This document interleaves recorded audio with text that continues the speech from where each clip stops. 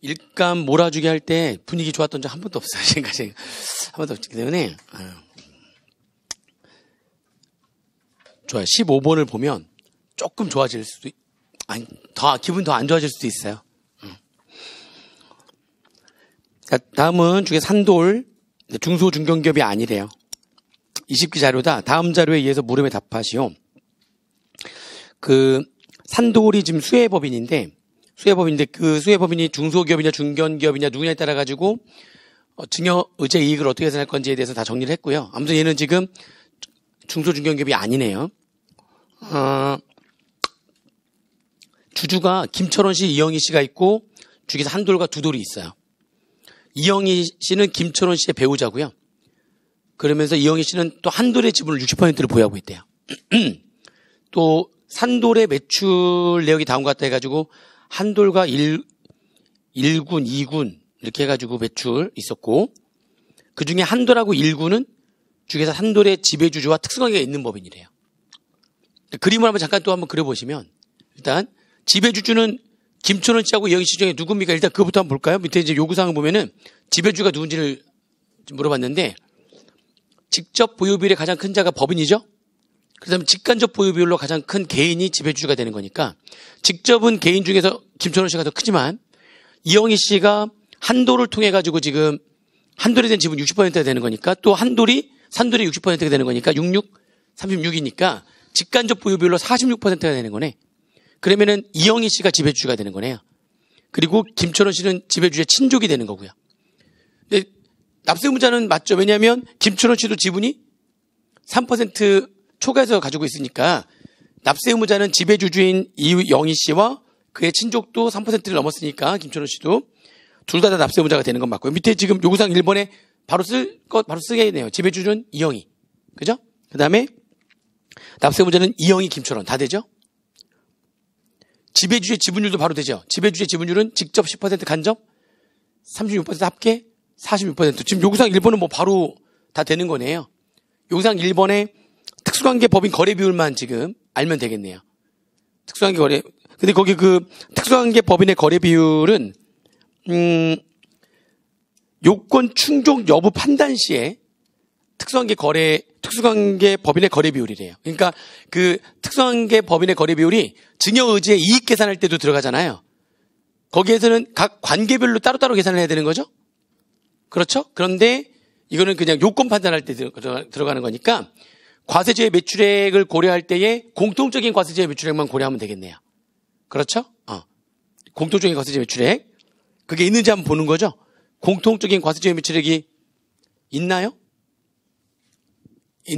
지금 보니까 공통적인 과세주의 매출액이 있는지 한번 봐보세요. 공통적인 과세주의 매출액이 있으려면 수혜법인과 그 다음에 지배주의 특수관계법인이 둘 다 중소기업이거나 그죠? 아니면 수혜법인 자체가 그런 지배주의 특수관계법인의 지분을 가지고 있는 거죠. 50% 이상을 갖고 있든 미만을 갖고 있든. 그죠? 아니면 지배주주가 뭔가 아무튼 시켜서 거래를 하지 않는, 국가 등이 하는 사업을 한다거나, 프로 경기 하는 스포츠단. 근데 지금 보니까, 그러려면 중소기업인데 중소기업이 일단 아니고요. 아니고, 수혜법인이 지분을 갖고 있는 게 있는지 보는 거죠. 수혜법인이, 지금 특수관계법인이 두 명이잖아요. 한돌과 일군. 일군이라고 해야 돼요. 일군이라고 해야 돼요. 일군. 그리고 한돌하고 일군하고의 지분을 수혜법인이 가지고 있지 않단 말이죠. 그러면 지금 공통적인 과세주의 매출액은 없는 겁니다. 그럼 전체 매출액 얼마분에? 바로 있죠. 얼마죠? 1000억분에. 한돌하고 일군하고가 800억이니까 두 개 합하면 몇 퍼센트로 하시면 되죠? 그냥 80%. 쉽네요. 지금 공통적인 과세주의 매출액이 없었기 때문에 무슨 말인지 이해되시죠? 그냥 전체 매출액 중에 특수관계 법인과의 매출액이 차지하는 비율로 그냥 하시면 됩니다. 공통적인 과세주의 매출액이 없었으니까. 무슨 말인지 이해되시죠? 거기까지 요구사항 1번은 지금 바로 되는 거고요.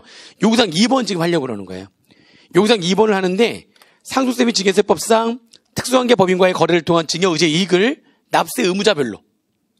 납세 의무자가 두 명이잖아요. 이영희 씨도 납세 의무자고 김철원 씨도 납세 의무자고 납세 의무자별로 간접 출자분에 대한 증여의제 이익과 직접 출자분에 대한 증여의자이익을 계산해서 합계를 구하라는 거죠. 지금 문제 15번에 요구사항 2번만 지금 하면 돼요. 요구사항 1번은 그냥 답이 바로바로 나왔어요. 나와도 요 정도 나올 거예요. 요 정도에서 요구사항 1번은 좀 할 수 있는 거 아니에요? 응? 계산이 지금 문제가 되는데 요구사항 지금 1번에서 이거 골라내는 것들은 할 수 있어야죠. 이 정도는 할 수 있어야죠. 계산이 문제지. 이거는 지금 납세 의무자별로 하는 거니까 먼저 이영희 씨부터 해가지고 간접 출자분 증여의제이익과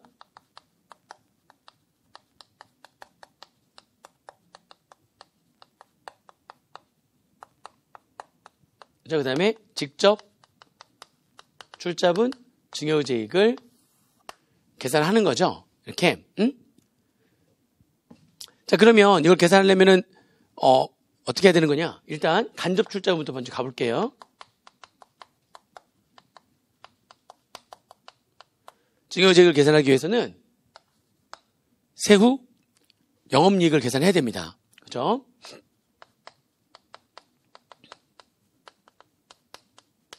자, 세후 영업이익을 계산하려면 일단 세전 영업이익을 계산해야 되겠죠. 그냥 세법상 영업이익 내용 보니까 산돌의 손익계산상의 그러니까 매출액이 얼마냐면 매출액이 1,000억. 해서 매출 원가와 판매관리비가 700억. 이게 지금 북상의 영업이익이 되는 거죠. 거기다가 영업 외 수익하고 영업의 비용은 일단 얼마 있고요. 넘어가시고 퇴충에 대한 송금불산입과 아예 알려줬네요. 퇴충과 대충에 대한 송금불산입액은 다 영업 손익 관련된 세무조항사항들이죠. 두 개 합하면은 지금 10억과 20억이니까 30억이 되는 거라서 330억이 세후 영업이익이 되겠네요. 330억. 그죠? 그다음에 법인세 상당액 계산해야 되는 거죠. 법인세 상당액은 어떻게 하라고 그랬어요? 그냥 법인세의 결정세액을 구하는 거잖아요. 그러면은 각사수 금액 알려줬네. 그냥 결정세액 알려줬네. 결정세액 얼마라고 알려줬어요 지금? 80억. 80억에서 여기서 뭐 빼라 여기다 곱하기 뭐 분의 뭐 각사하면서 왜 영업손익은 얼마 했잖아요 지금 얼마? 330억. 각사무소 금액은요? 세무조항이 그거밖에 없으니까 뭐만 더 고려해주면 되는 거죠? 아니 그러니까 여기 세무조항사항은 이거 말고 나머지 없고요. 그렇잖아요. 이게 여기가 당기순이익이 아니라 영업이익이잖아요. 당기순이익에다 세무조항사항들만 고려하면 되는 거니까 그럼 여기다 뭐만 더 고려하면 당기순이익이 되는 거야. 그래서 영업 외 수익과 비용이 나와 있는 거죠. 그것만 더 고려해주면 되는 거 아니에요? 그렇죠? 그게 지금 얼마죠 지금? 200억과 130억이니까 거기서만 70억 있는 거 아니에요? 그러면 여기다 70억 더하면 되는 거니까 각사무소 금액은 40억 되는 거 아닙니까 지금? 400억? 아니 그러니까 여기에 세무조항사항은 지금 이거밖에 지금 말이 없는데 나머지 없잖아요? 영업이익에다가 지금 세무조항사항을 고려했는데 그게 아니라 각사수 금액은 당기순이익에다가 세무조항사항을 고려하면 되는 거니까 당기순이익이려면 영업의 손익만 더 장부상에 영업의 손익이 주어져 있잖아요. 영업의 수익이 지금 200억, 영업의 비용이 130억 각각 있다. 그러면 순액으로 70억이 더 있는 거니까 걔를 또 더해주면 되죠. 그게 각사수 금액이 되는 거죠. 됐네요. 그러면 그 영업 손익에 대한 법인세 상당액 계산하시면 얼마 되는 겁니까? 66억이 되는 거죠.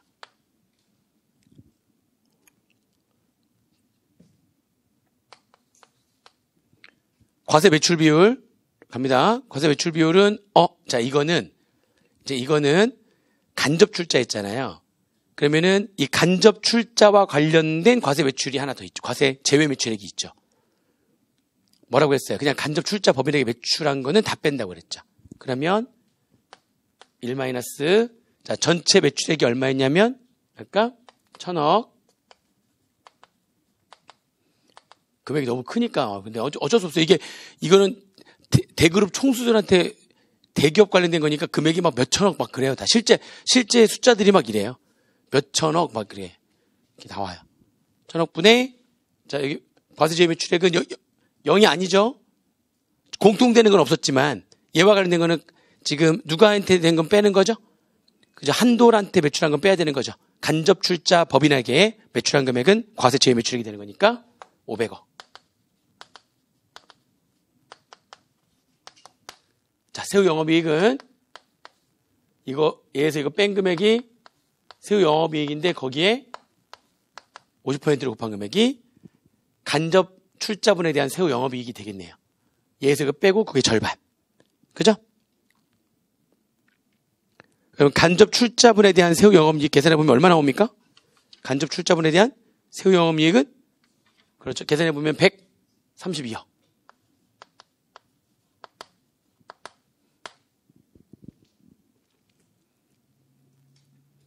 됐나요? 자, 이거 계산했으니까 이거 가지고 이제 간접 출자분에 대한 증여의제 이익을 계산하면 되겠죠? 자, 세후 영업이익이 얼마입니까? 132억. 곱하기, 요거. 특수한계 법인 거래 비율도 이제 요거 80%가 아닌 거죠. 이게. 이거 계산하시면 특수한계 거래 비율은 지금 1000억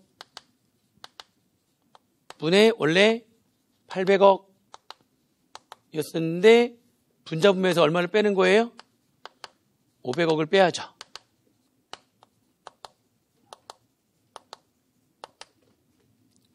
응?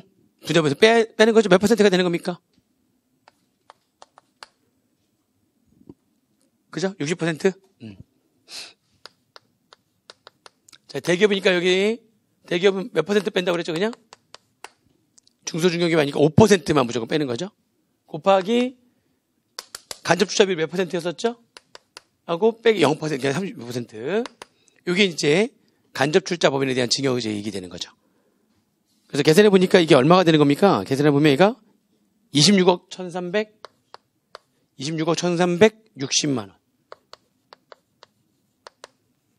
여기 이제 26억.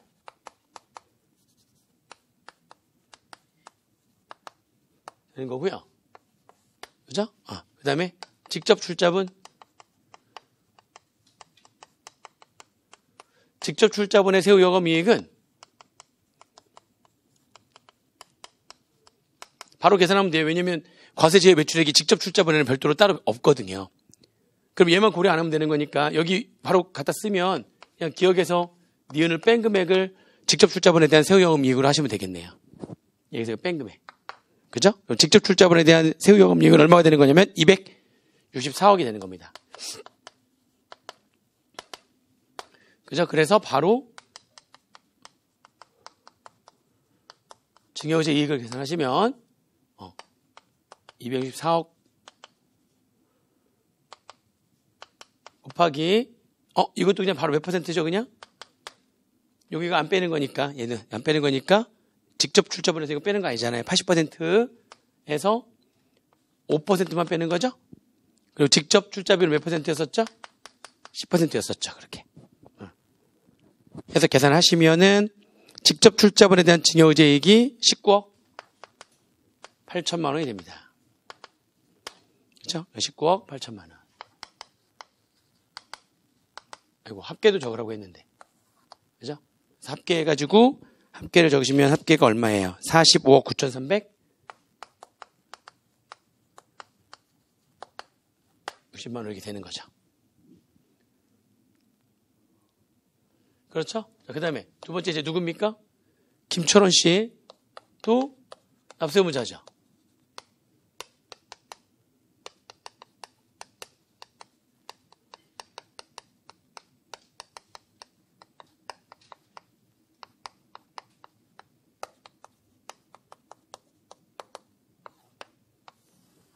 이렇게 김철원 씨도 계산해야 되고 합계. 자, 먼저 간접 출자분 없죠. 직접 출자한 것만 있으니까 빵.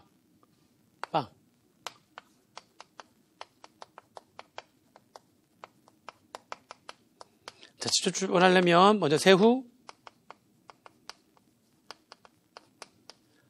영업이익 계산하는데, 세후 영업이익 계산할 때에 그냥 기억에서 니은 빼면 되겠네요. 똑같이. 얘와 관련된 과세 제외 매출액이 별도로 따로 없기 때문에 직접 출자한 거는. 그죠? 똑같이 얼마 하겠습니까? 264억. 그대로예요. 갖다 쓰면 되죠. 그리고 이거에 대한 증여의제 이익은, 그죠? 264억에다가 곱하기 특수관계법인에 대한 거래 비율 80%에서 몇 퍼센트 빼고 5%, 그 다음에 그거에 직접 출자 비율 20%로 곱하면 되겠죠. 그렇죠? 그렇게 하면 됩니다. 그래서 김철원 씨에 대한 증여의제 이익은 39억 6천만 원 되는 거네요. 이렇게 39억 6천만 원.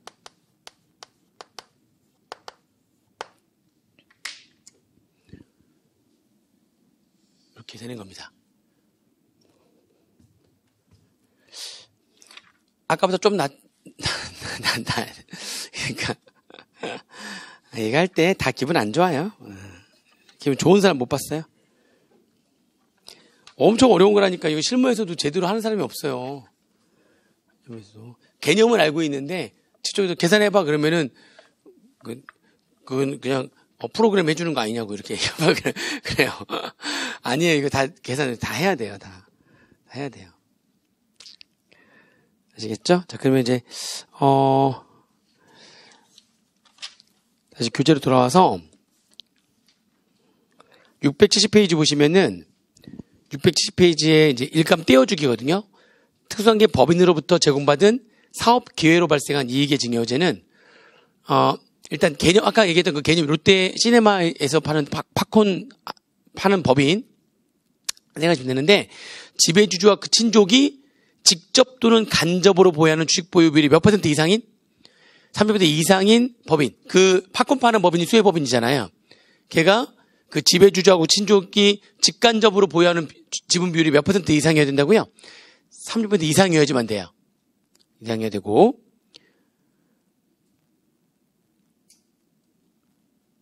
걔가 지배주주와 특수관계가 있는 법인하고 거래를 하는 거죠. 지배주주와 특수관계 있는 법인이랑 거래하는데, 가로 안에 그 특수관계 있는 법인이 중소기업이고요. 수혜법인이 본인의 주식 비율의 50% 이상인 법인은 제외한다. 그거는 아까도 잠깐 얘기했지만 이렇게 돼버리면은 제외하는 이유 자체가 수혜법인 자체가 중소기업과 수혜법인이 본인의 주식 보유율의 50% 이상인 법인, 이것도 아까 얘기했던 어떤 과세, 제외, 매출액 관련된 개념인데, 우리가 일감 몰아주기는 좀 복잡하게 그게 돼 있었고요. 일감 떼어주기는 딱 그것만. 지배주주와 특수관계에 있는 법인이 조세특례제한법상의 중소기업 이거나, 그리고 그 수혜법인이 본인의 주식 보유 비율의 이 50% 이상인 그런 법인이라면, 그게 지배주주하고 특수관계에 있는 법인인데 수혜법인도 지분 50% 이상을 갖고 있는 거죠. 그렇다면 제외한대. 걔네들은 일감 떼어주기에 대한 과세를 안 한다는 거죠. 그래서 이거 계산하는 거는 이 문제는 안 나올 건데요. 계산하는 건 안 나오는데, 그러니까 그거를 증여의제 이익 계산할 때 맨 마지막에 보니까 쫙 계산한 다음에 그 계산이 쉽게 얘기하면은 이것도 결국에는 그런 어떤 그 세후 영업 이익 관련된 개념이거든요. 근데 그 세후 영업 이익이라고 하는 거는 매 사업연도마다 계산되는 거잖아요. 근데 그거에 몇을 곱한다고요? 3을 곱해서 3년치 거를 세금을 다 내는 거예요. 세후 영업이익 늘어난 거, 그 안에 있는 산식이 다 세후 영업이익인데, 그거에 몇 배를 지금 내는 거라고요? 그거에 3배를 내는 겁니다. 예? 3배를 낸다. 이거 보시면 돼요. 3년에 한 번씩 정산하는 거예요. 3년에 한 번씩 정산을 합니다. 그렇게 해가지고 세금 낸 다음에, 실제로 그러면은, 정산을 해가지고 차이나는 금액만큼으로 해서 더 정산으로 인해가지고 증여세를 또 한 번 더 내는 겁니다.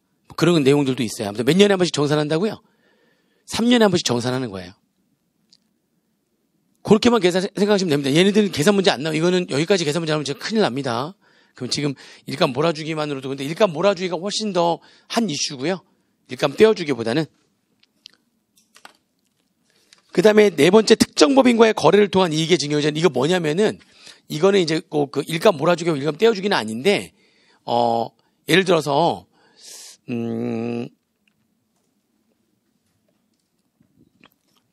그러니까 이런 거예요. 요거는 이제 일감 몰아주기하고 일감 떼어주기의 개념은 아닌데 어떤 갑이라고 하는 법인과 특수관계에 있는 법인이 있어요. 역시 마찬가지로 얘가 이제 좀 능력이 되는 법인이겠죠. 얘가 있는데 얘가 직간접으로 똑같이 30% 이상의 지분을 가지고 있는 수혜법인이 있어요. 수혜법인이 있는데 근데 이거는 어떤 거냐면 요거는 그러니까 얘가 뭐 얘가 얘 걸 많이 사주거나 뭐 일감을 몰아주거나 떼어주거나 이런 개념이 아니라 이 수혜법인 자체가 지금 완전히 망가지기 일보 직전인 거예요. 망가지기 일보 직전이어가지고 그쵸?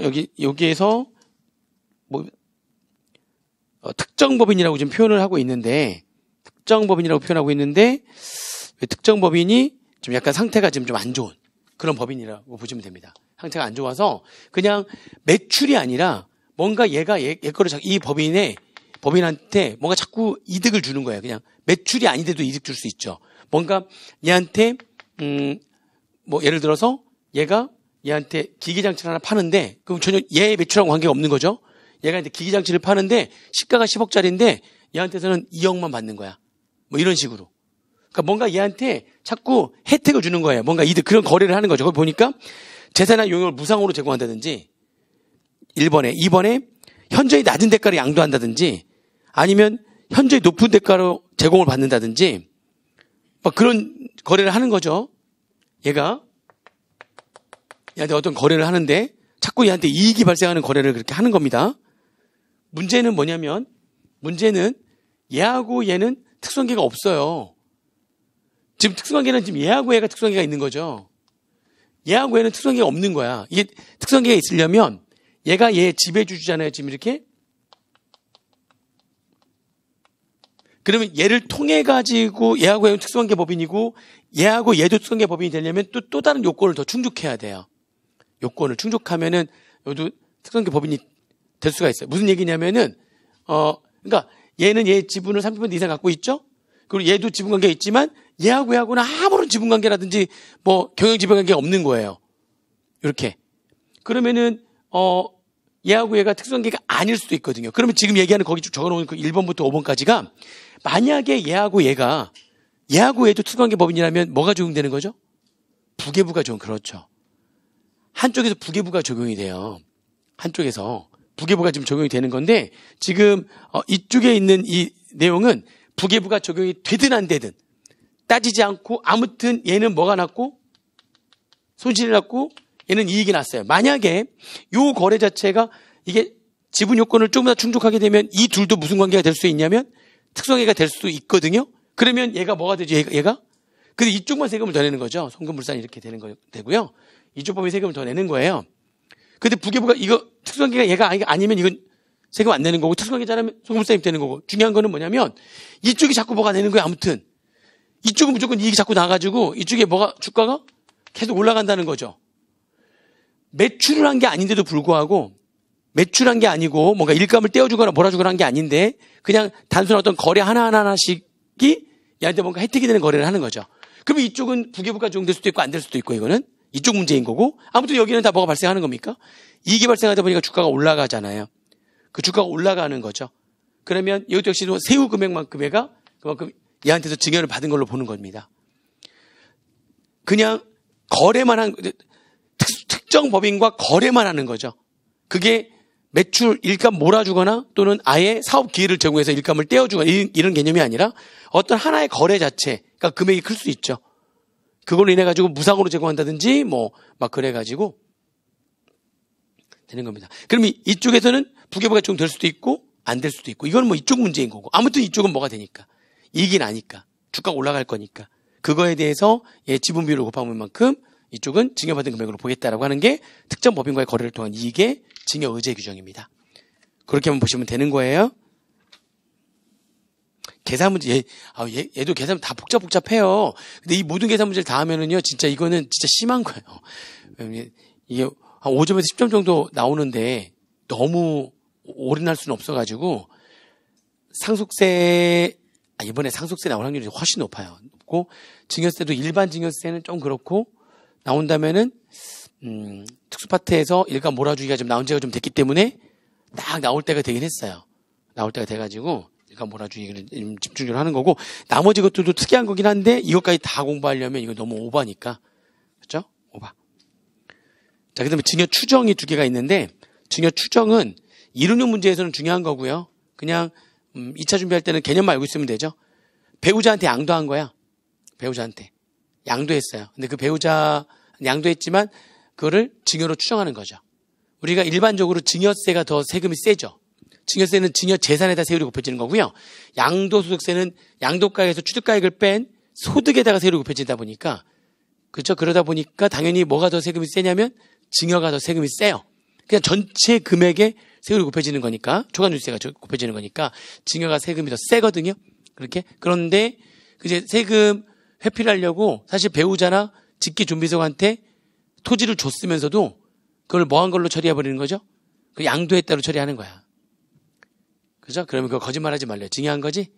증여로 추정하겠대요. 다만 그거를 그러니까 입증하면 되죠. 아니 진짜 우리는 부부지만 돈 서로 따로따로 돈을 벌었고 따로따로 통장 관리를 따로따로 했고 실제로 그래가지고 우리는 부부지만 독립재산제다.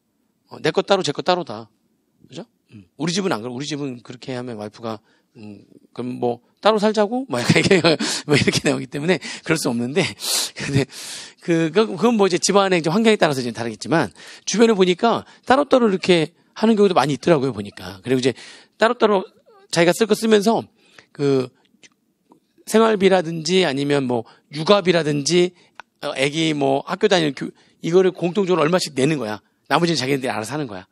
뭐 그렇게 그냥 마치 그 법인에서 그냥 공동비용 그거 하듯이 공동비용 딱 하고 나머지는 자기가 알아서 쓰는 뭐 이렇게 하는 사람들도 있는데 약간 그거는 좀 사람마다 그게 더 편하다고 하긴 하는데 어떤 사람들은 약간 저는 좀 옛날 사람이서 그런지 모르겠지만 아무튼 약간 그게 좀 아닌 것 같아요. 둘 중에 하나가 책임지고 같이 모아가지고 다 이렇게 하고 하는 게 나았다고 생각을 하는데 대신에 이제 믿어야죠. 서로 믿지 못하면 와이프한테 다 넘겼더니 와이프가 이렇게 막 갑자기 한 달에 한 번씩 고급 백이 하나씩 생기고 막 이렇게 이러면 곤란하죠.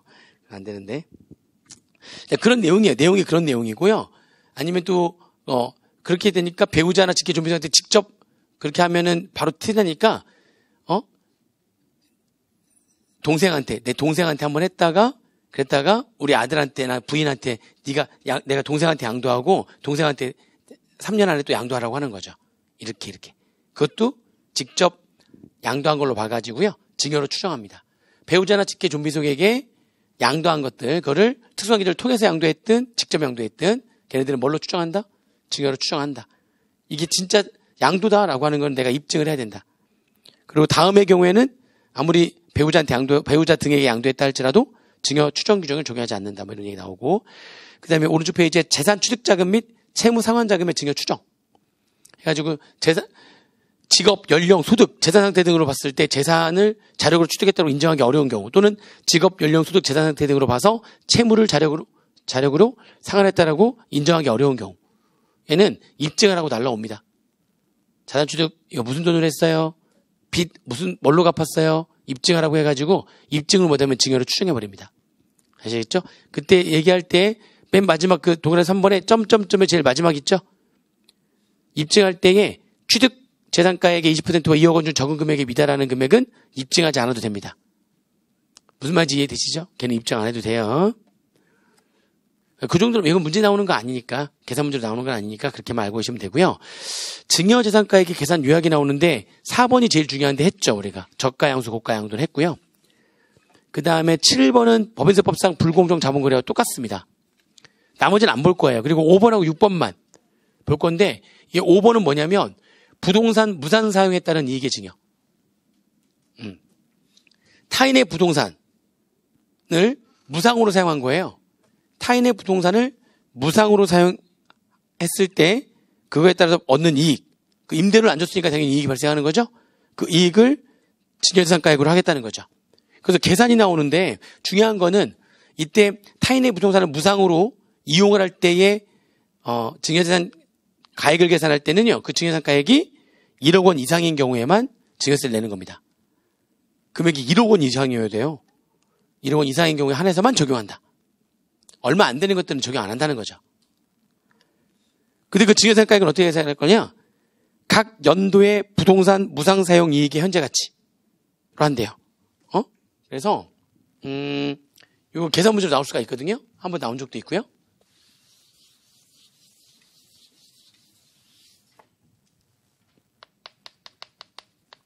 타인의 부동산을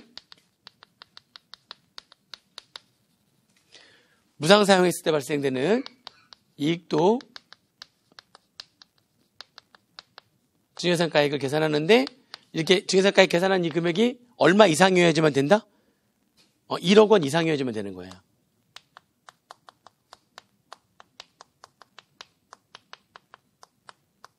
(1억 원) 이상인 경우에만 되는 거거든요.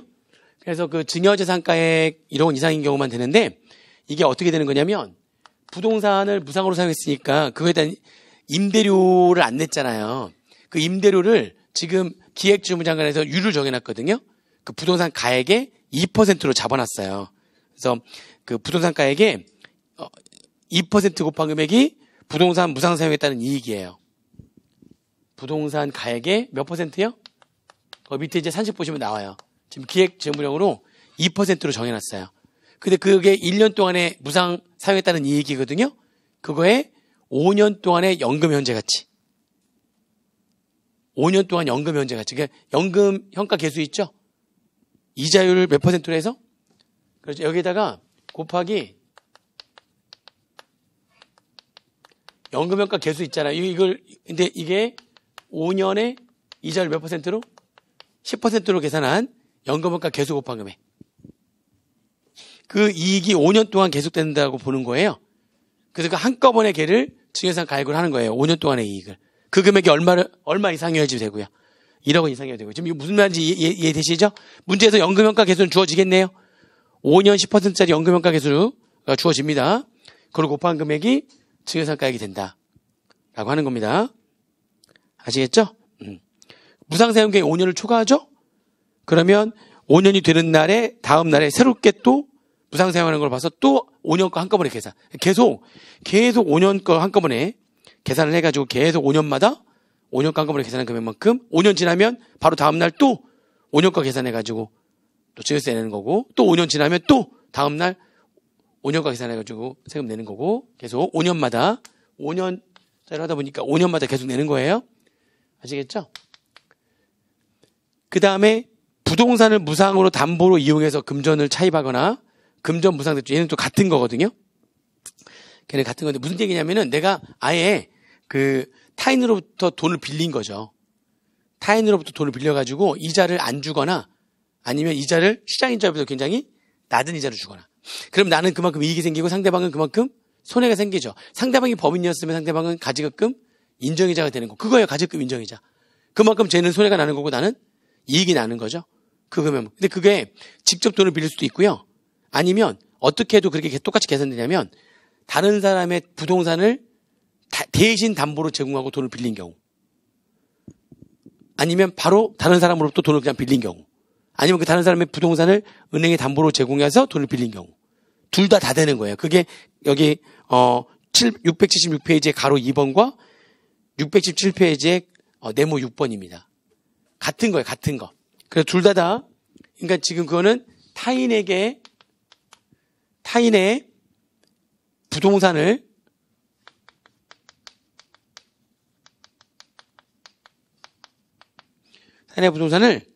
무상으로 담보로 이용해서 금전들을 차입한 거.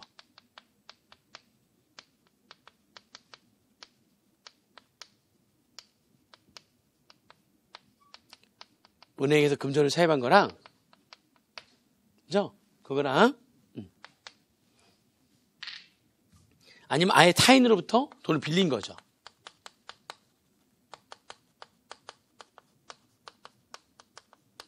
금전을 무상대출 받거나 아니면 낮은 이자율로 대출을 받는 거죠.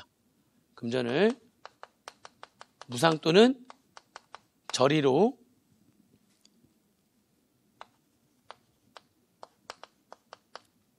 차입하면서 이익을 얻는 거죠. 이 둘 다 똑같아요. 둘 다 똑같이. 요거나 요거 둘 다 똑같습니다. 이렇게 하든 얼마를 증여 재산가액으로 할 거냐.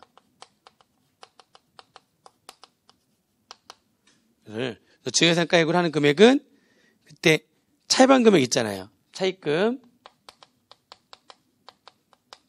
어렵지 않아요. 적정이자율. 이게 인정이자율이죠. 여기서 뭐 빼면 되면 실제로 지급한 이자를 빼는 거죠.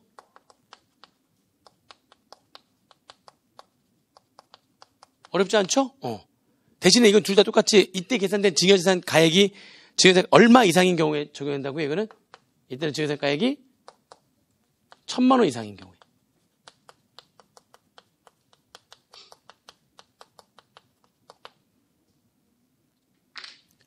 부동산 무상 사용에 따른 이익은 5년간 한꺼번에 계산하는 거고요. 얘는 매년 계산하는 거죠. 얘는 매년 계산하는 거예요. 매년. 그래서 1년마다 계산하는 거고요. 부동산 무상 사용은 5년마다 계산하는 거고요. 또 부동산은 5년 동안 계산하는 거니까 한꺼번에 얼마? 1억 이상이어야 되는 거고요. 이자는 매년 계산하는 거니까 이 금액이 1,000만 원 이상이어야지만 되는 겁니다. 되셨나요? 됐어요. 내용은 그렇게 보고 이제 문제만 풀어보죠.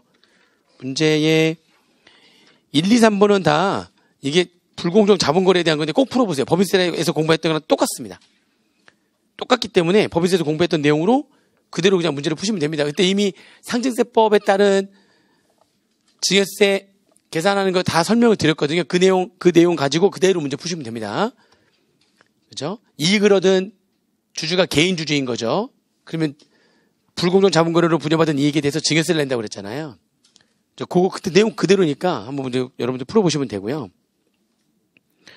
그렇죠? 문제는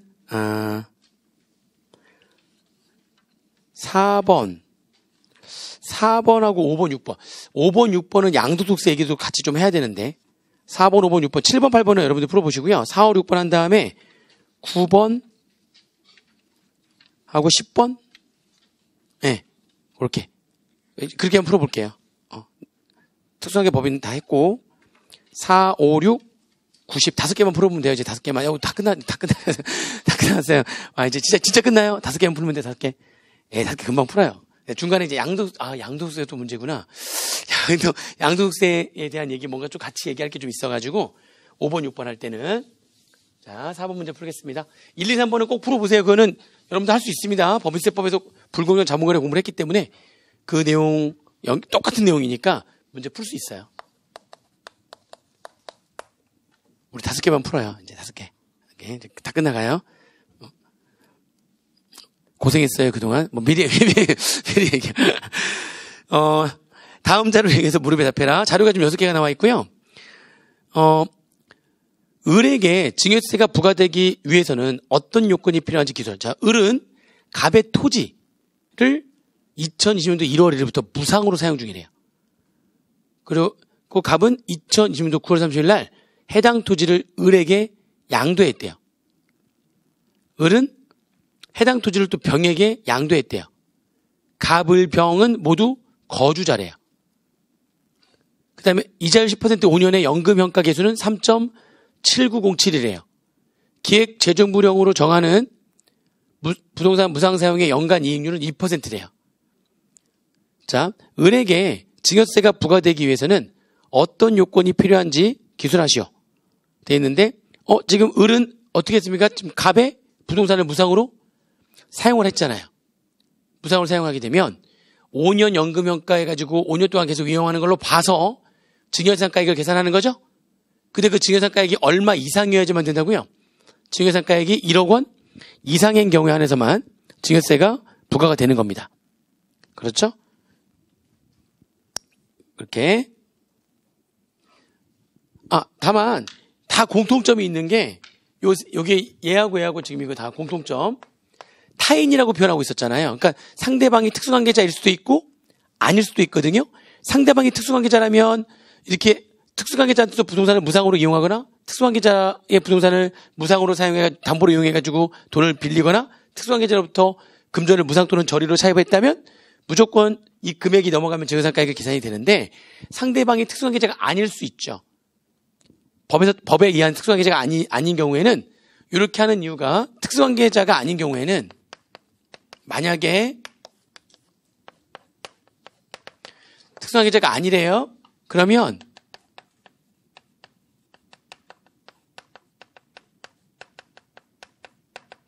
걔네들이 이렇게 하는 정당한 사유가 없어야 돼요. 상대방이 지금 망가져가지고요. 그래가지고 원래 시장 가격은 그게 아닌데 지금 급해. 여기 지금 임차인이 빨리 들어와야 돼. 임차인이 빨리 들어와야 돼. 그래서 뭐 잠깐 무상으로 한다거나 뭐 아무튼 여러 가지 뭔가 정당한 사유가 있어가지고 그래서 이런 식으로 했다면 정당한 사유가 있으면은 아니고 정당한 사유가 없어야지만 되는 거예요. 특수관계자라면 그런 거 안 따지고요. 특수관계자가 아니라면 정당한 사유가 있는 경우에는 또 그러하지 아니하다라고 되어 있기 때문에 자 아무튼 그렇습니다. 2번 볼게요. 증여세 산출세액을 계산하시오. 을에게 증여세가 부과되는 경우에 증여세 산출세액을 계산하는 거죠. 계산해 보시면은 증여세 어떻게 하면 돼요? 150억 여기 해놨네요. 다 계산해 보시면 150억 곱하기 몇 퍼센트? 2% 곱하기 5년의 현금 계속 나왔잖아요. 그렇죠? 3.7907. 실제 5년이 아니더라도 무조건 5년간 한 걸로 봐가지고 과세한다니까요. 그럼 증여세가액이 얼마냐면 이렇게 된 금액이 11억 3,721만 원. 그죠? 따라서 산출세 계산하시면 산출세액은 채무 부담한 거 없고요. 지금 요 금액이 그냥 증여세가액이 돼버리는 거죠. 뺄 거 없습니다. 증여세 그냥 바로 과세가액이 되는 거기 때문에 여기다 바로 세율 곱하면 되죠. 그래가지고 지금 요거 증여세 세율 똑같으니까 여기 지금 세율 구조가 안 나와 있는데 10억이 넘어갔잖아요. 증여세 세율 곱하면은 어떻게 되는 거예요? 10억 넘어갔으니까. 또 하필이면 또 10억이 넘어갔대. 10억이 넘어가면은 세율이 얼마였죠? 출발이 2억 4천만 원에 에다가 플러스 10억을 초과하는 금액 40% 그렇게 되는 거네요. 그죠? 맞죠? 2억 4천만 원에 10억을 초과하는 금액인 1억 3,721만 원에 40% 하게 되면 이게 산출세액이 되는 거네요. 그죠? 2억 9,488만 4천 원.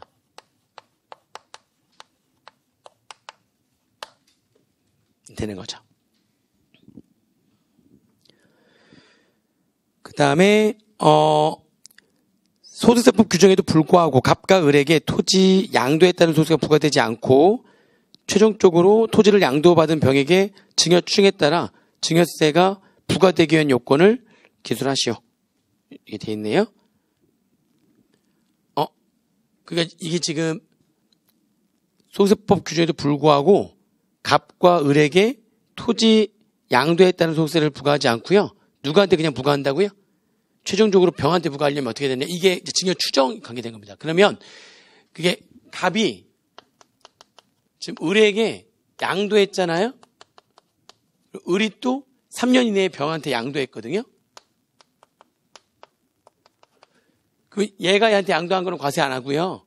그냥 바로 얘가 얘한테 양도한 걸로 해가지고 이렇게 해가지고 뭘로 추정을 해서 증여로 추정해가지고 지금 이걸 증여로 추정해가지고 증여세를 내게 하려면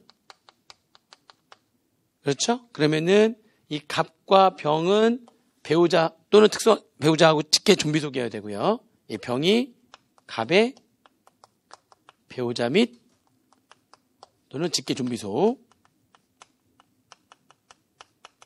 이 배우자 등이거든요. 그리고 을은 갑의 특수관계자. 얘네들이 아닌 특수관계자. 배우자나 직계존비속이 아닌 특수관계자.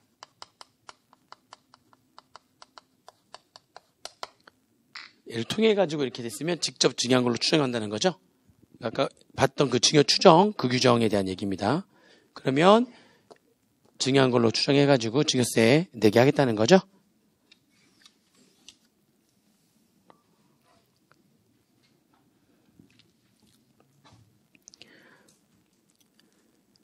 음, 5번에 증여재산가액에 대한 얘기인데, 요거를 얘기하려면, 요거 증여재산가액 얘기하려면, 지금 아까 우리가 고가, 양도, 저가, 양수에 대한 얘기를 아까 좀 어떻게 증여재산가액을 어떻게 할 건지를 얘기를 했었거든요. 그래서 그와 관련해가지고 지금 양도소득세에 대한 얘기를 잠깐 정리를 하고 5번, 6번을 풀 거예요. 우리 양도소득세 계산할 때, 그럴 때 양도가액과 취득가액에 실제 양도가액 을 알아야 되고, 실제 취득가, 원래 실제 양도가액과 실제 취득가액을 하는 게 원래 원칙이거든요. 모르면 매매사례가액, 감정가액 이렇게 가는 거고, 실제 양도가액은 어떤 금액으로 할 거냐? 실제 양도가액은 원칙이 양도하고 실제로 받은 금액이에요. 그죠?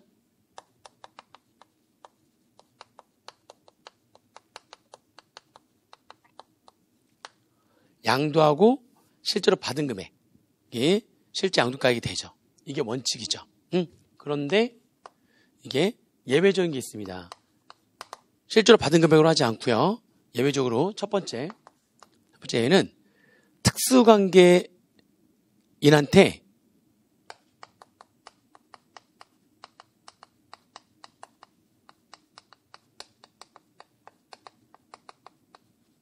저가를 양도한 거예요. 시가가 10억짜리인데 특수관계인한테 6억에 양도한 겁니다. 그러면 양도가액은 받은 금액이 6억이 들어와 버리죠. 그러면 양도차익이 그만큼 줄어들어, 정상적인 거래에 비해서 양도차익이 줄어들어서 특수관계자와의 거래를 통해서 조세에 부당한 감소가 있는 것으로 인정되는 거래. 즉 내가 손해보는 거래를 하게 되기 때문에 얘는 뭐가 적용되는 거죠? 6억 받은 게 부인되는 거, 부계부가 적용돼서 실제로 받은 금액이 아닌 어떤 금액을 실제 양도가액으로 하겠다고요? 시가를 실제 양도가액으로 하는 거고요. 얘는 이유가 뭐 때문입니까? 부계부가 적용되기 때문이죠. 이 자체가 부계부야. 요 자체가 부당이기 때문에, 그죠? 그래서 시가의 금액을 실제 양도가액으로 한다 이런 얘기죠. 시가를. 두 번째는 특수관계에 있는 법인에게 특수관계에 있는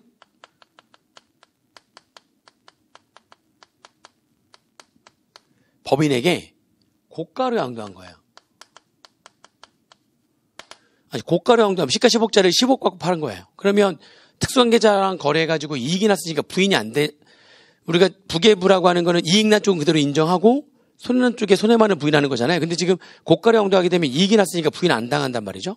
부인을 안 한다는 얘기는 15억 그냥 그대로 양도가액을 한다는 얘기잖아요. 근데 그렇지 하지 않고 얘도 시가인 10억을 양도가액으로 한다는 거죠. 실제 양도가액으로. 얘는 왜 그런다고 그랬죠? 보세요. 나는 이익이 났잖아요. 근데 상대방인 법인이 손해가 났으니까 상대방 법인은 법인세법상 부계부가 적용돼가지고 내가 만약 이 법인의 대표이사라면 얘는 어떻게 송금? 불산입 5억? 난 손해보면 5억이 돼 상여. 그러면 그 5억이 나한테 인정사유가 되는 거니까 5억이 이미 근로수급으로 과세가 되거든요. 근데 정상적인 거래에 10억보다 양도가액을 실제 받은 금액이 15억을 집어넣으면 양도소득도 5억이 더 잡히잖아요. 무중과세, 이중과세. 이미 저쪽 상대방 법인 쪽에서 법인세법상 뭐가 적용되기 때문에 법인세법상 부계부가 적용되기 때문에 소금불산입하고 내가 대주주라면 배당, 대표이사라면 상여 뭐 이렇게 할 거란 말이죠. 그러니까 그건 나한테 근로수가 아니면 이 배당수득 뭐 이런 걸로 해서 과세가 이미 된단 말이에요. 근데 실제로 부인하지 않고 그냥 받은 금액인 15억을 집어넣으면 정상적인 가격보다 5억만큼 양도소득이 또 잡히니까 무슨 과세가 된다? 이중과세. 그럼 이중과세를 조정해야 될 거 아니에요.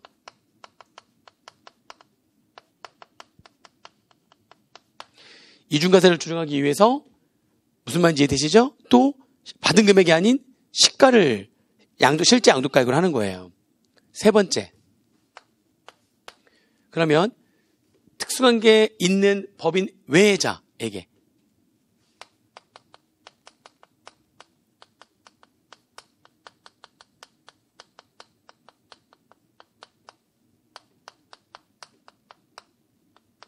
그러니까 특수관계에 있는 법인 외자니까 특수관계에 있는 개인일 수도 있고요. 아니면 아예 특수관계가 없는 법인이거나 개인에게 고가로 양도한 겁니다. 자, 이렇게 돼버리면 잘 보세요. 이거면은 이익 났고, 그렇죠? 상대방이 특수관계 없는 자라면 아예 뭐 부계부 자체가 적용되지 않고, 특수관계에 있는 개인이라 할지라도, 상대방이 특수관계에 있는 개인이라 할지라도 내가 이익이 나고 상대방이 법인이 아니다 보니까 법에서 보상 부계부가 적용되지 않거든요? 그러면 제가 송금물사님 상여배당 이런 거 안 할 거니까 그게 나한테 소득으로 이미 구성이 되지 않아요. 그러면 그냥 원칙대로 뭘로 하면 되는 겁니까? 실제로 받은 금액으로 하면 되거든요? 그런데 문제가 있어요. 실제로 받은 금액으로 하는데 이거 아까 우리 공부했잖아요. 고가양도하게 되면 개인이 고가양도했잖아요. 그러면 상대방이 특수관계 자든 아니든 내가 뭐를 낼 수 있죠? 상대방이 특수관계 자든 아니든 내가 증여세를 낼 수가 있잖아요. 증여세를. 그렇죠?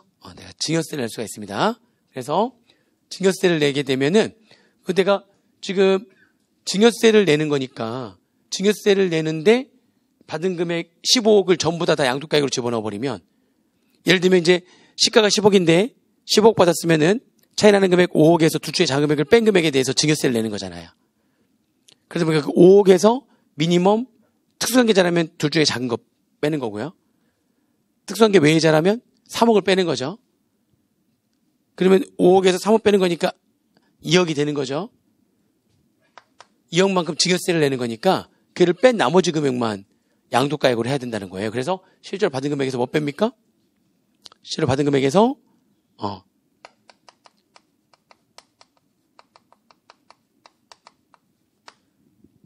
고가양도함에 따른 증여재산 가액을 빼는 겁니다. 고가양도함에 따른 증여재산 가액을 빼는 거예요. 지금 무슨 말인지 이해되시죠? 그거를 뭘로 한다? 실제 양도가액으로 한다는 겁니다. 이렇게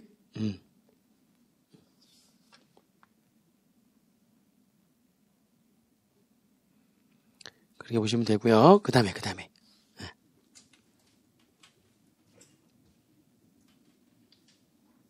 무슨 말인지 이해되시죠? 그러면 같은 개념으로 실제 취득가액은 어떻게 할 거냐? 볼 게 많은데 얘하고 딱 연결되는 것만 볼게요. 이 세 가지만. 원칙은 취득하고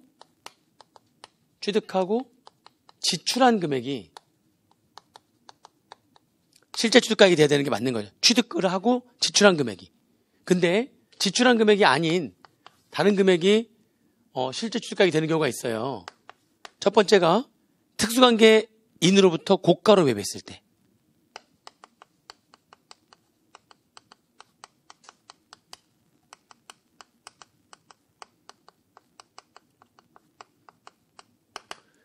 고가로 매입했을 때. 그러면 양도가액은 지금 정해져 있는데 옛날 취득했을 때에 지금 5억짜리인데 내가 8억에 매입을 한 거죠. 그러면 정상적인 거래보다 더 큰 금액을 8억을 잡아버리면 양도 차익이 더 줄어들게 되는 거니까 세부담이 줄어드네요. 내가 아무튼 손해가 나는 거죠. 이거 자체 고가로 매입했을 때 지출한 금액 8억이 아니라 취득가액도 얼마가 돼야 되는 겁니까? 시가를 적용해야 된다는 거죠. 이유는 부계부가 적용되기 때문이죠. 그 자체가 지금 정상적인 거래에 비해서 조세 부담 감소가 있는 것으로 인정된 거래가 되어버리기 때문에 부계부가 적용돼서 8억 지출한 금액을 부인하는 거죠. 시가를 실제 취득가액으로 하겠다. 마찬가지 개념으로 이제 특수관계 있는 법인으로부터 저가로 매입하는 거예요.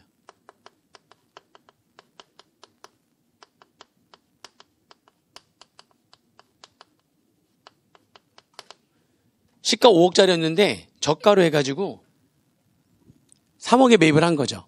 저가로 매입 3억에. 응? 이해되시죠? 지금 무슨 말인지? 근데 실제로 나가면 3억이잖아요, 지금? 그럼 내가 이거는 지금 3억이면은 이익 난 거니까 5억짜리 3억 주고 산 거니까 이익 난 거니까 그 부계부가 적용이 안 되는데 문제는 상대방인 법인이 뭐가 되는 거야. 부계부가 적용돼가지고 손해난 금액 2억에 대해서 송금사님 상여, 배당. 그애한테는 그 2억만큼 뭐가 됩니까? 이미 근로소득 낮으면 배당소득 등으로 이미 과세가 되거든요. 근데 정산이익이 5억인데 3억을 실제 지출한 금액 3억 집어넣으면 양도소득도 2억이 더 늘어나는 거니까. 똑같이 무슨 과세가 되니까. 그러니까 이것도 실제로 지출한 금액이 아니라 시가를 해야 되는 이유가 무슨 과세를 방지하기 위해서? 이중과세를 방지하기 위해서.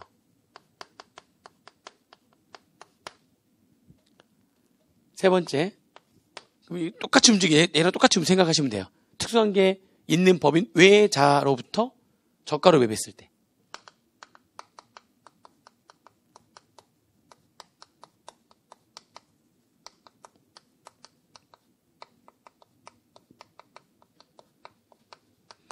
이거는 이제 법인이 아니니까 법인세법상 부계부가 적용이 안 될 것이고 특수한 게 없는 자라면 당연히 또 부계부가 적용이 안 될 거니까 그러면 부계부가 적용이 안 되면 실제로 지출한 금액으로 하면 되는 거잖아요. 시가 5억짜리인데 근데 내가 3억 주고 샀다면 실제 지출한 금액으로 해야 되는데 문제는 얘도 뭐가 과세가 될 수 있다고요? 그렇죠.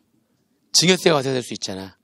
근데 그 증여세는 손난 금액이 다 증여세가 과세가 되는 게 아니죠. 그래서 빼는 금액이 둘 중에 잔금액, 특수하게 자라면 둘 중에 잔금액 빼는 거고, 특수하게 아닌 자라면 3억을 빼는 거니까, 증여세 낼 수도 있고 안 낼 수도 있는데, 증여세 내는 금액이 있다면, 여기서 증여상가액만큼 어떻게 해주면 돼요? 더해줘야죠, 얘는. 빼면 안 돼. 그러면 소득이 더 늘어나는 거잖아요. 지금 이중과세를 방지하고 증여세 낸 금액만큼이 줄어들려면 취득가액은 더 그만큼이 커져야 되는 거니까,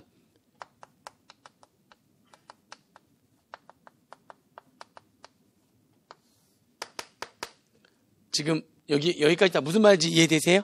이게 그 양도소득세에서의 실제 양도가액과 실제 취득가액이 뭐가 영향을 미치는 게 있다는 거예요. 여기 지금 보니까. 이렇게 증여상가액에 영향을 미치는 게 있다는 겁니다. 자, 실전 문제 5번을 가볼게요. 실전 문제 5번에 2020년도 692페이지입니다. 실전 문제 5번에 2020년도 5월 1일 날 거주자 갑은 거주자 을에게 토지 1필지를 4억 원에 양도했어요. 이 토지 시가가 8억짜리인데 저가로 양도했네요.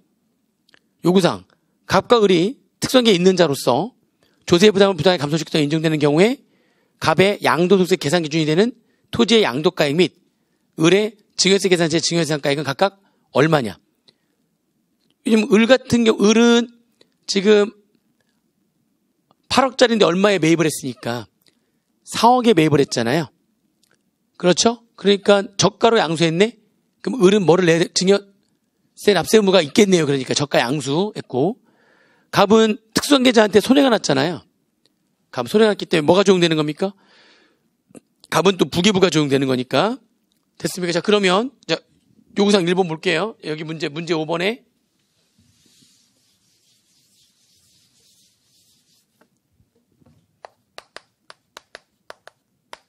1번은 갑하고 을이 특수한 계좌예요. 자, 그러면 갑은 양도가액이 뭐가 되는 겁니까? 갑의 양도소득세 계산할 때 양도가액은 실제로 내가 받은 금액은 얼마인데요? 4억밖에 안 되지만 부계부가 적용되는 거니까. 그렇죠. 부계부가 적용되면 뭘 적용한다고요? 시가로 한대요. 시가로. 그래서 양도가액 얼마로 해야 되는 거예요? 그냥 8억 부계부가 적용되는 거니까 시가를 실제 양도가액으로 해야 된다는 거죠. 그리고 이번에 을은 저가로 매입을 한 거니까 을은 증여세를 내야 되는데 그때 증여상가액을 어떻게 할 거냐? 아까 우리 공부했었는데 증여상가액은 자 시가에서 뭘 빼죠? 대가를 빼는 거죠.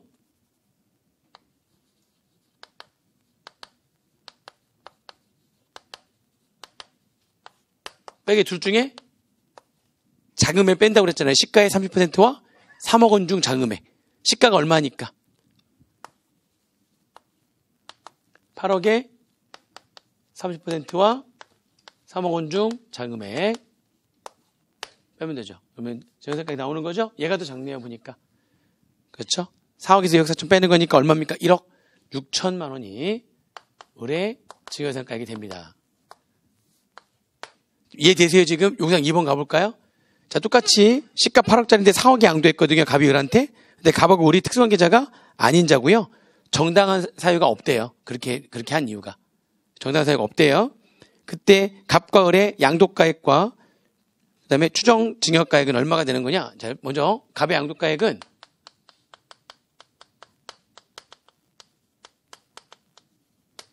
어떻게 했어요? 지금 특수관계자가 아닌 자한테 아무튼 어떻게 했습니까?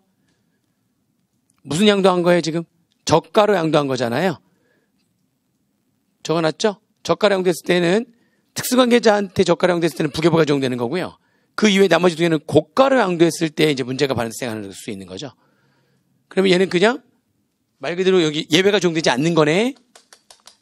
예외가 적용이 안 되는 거니까 원칙대로 실제로 받은 금액 얼마를? 그렇죠. 4억 원을 양도가액으로 합니다.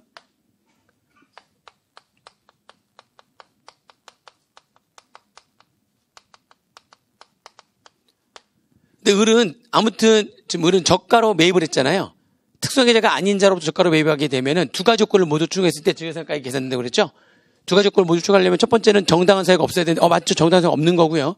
두 번째는 요건을 따져봐야 되는데 시가와 대가하고 차액이 시가의 3% 이상이어야 됩니다. 시가와 대가의 차익이 8억에서 4억 뺀 금액이 시가인 8억에 3% 이상인지 여부를 따져보는 거죠. 맞습니까? 맞네요. 충족을 했네요. 요건 충족. 충족을 하게 되면 증여상가액 계산할 수 있는 거죠. 시가의 대가를 뺀 금액 에서 뭘 뺀다고 그랬어요? 요걸 좀 3억을 뺀다고 그랬죠. 그렇죠. 특수관계자 아닌 자는 3억을 빼는 겁니다. 얼마입니까? 그러면 증여상가액은 1억이 되는 겁니다. 지금 양도득세랑 증여세라는 게 같이 나올 수가 있어요. 가치가 증여세 특수파트 중에 하나예요, 이게. 증여세 특수파트가 그 고가 양도랑 저가 양수랑 같이 뭐랑 엮어가지고 그래서 양도득세랑 같이 엮어가지고 양도가액 줄게 이걸 같이 물어보는 거예요. 양도득세까지 물어보는 건 아닌데, 그렇게 여기까지 이렇게 같이 물어보는 경우가 있습니다. 자, 그 다음에 문제 그럼 6번도 이제 그 이 문제거든요. 6번도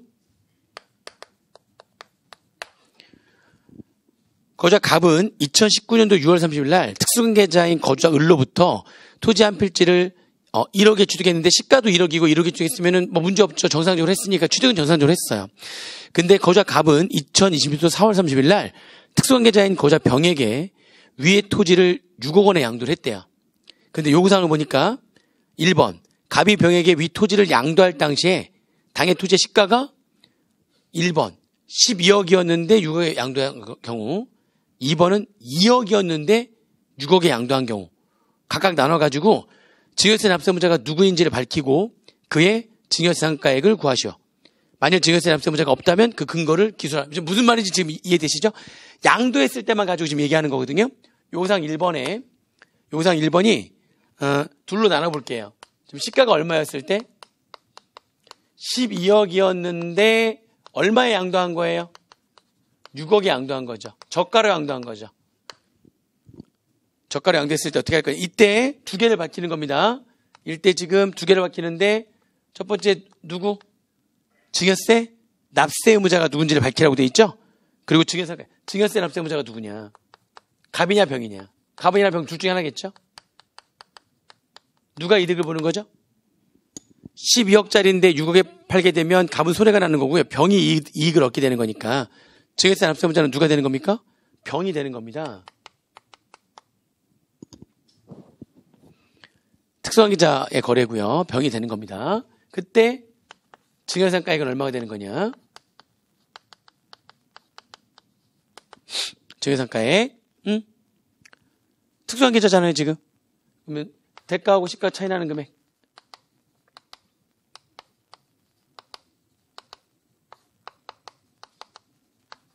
빼기 둘 중에 작은 시가가 얼마예요? 12억에 30%와 3억 중 얘가 더 작네. 그죠? 그러면 증여상가액은 얼마 되는 겁니까? 여기서 3억 빼는 거니까 3억이네. 그렇죠? 두 번째는 시가가 얼마였던 거죠? 2억이었는데 6억에 양도한 거네. 고가 양도. 자, 그러면 증여세 납세 문자는 누가 되는 겁니까? 누가 이익을 얻는 거예요? 갑이.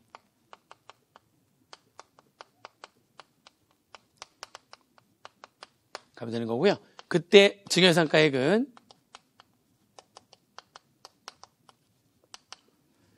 자, 지금 시가와 대가의 차이 2억과 6억 차이에서 빼기 둘 중에 작은 거. 시가가 얼마였죠? 2억. 께 30%와 얘가 더 작네요.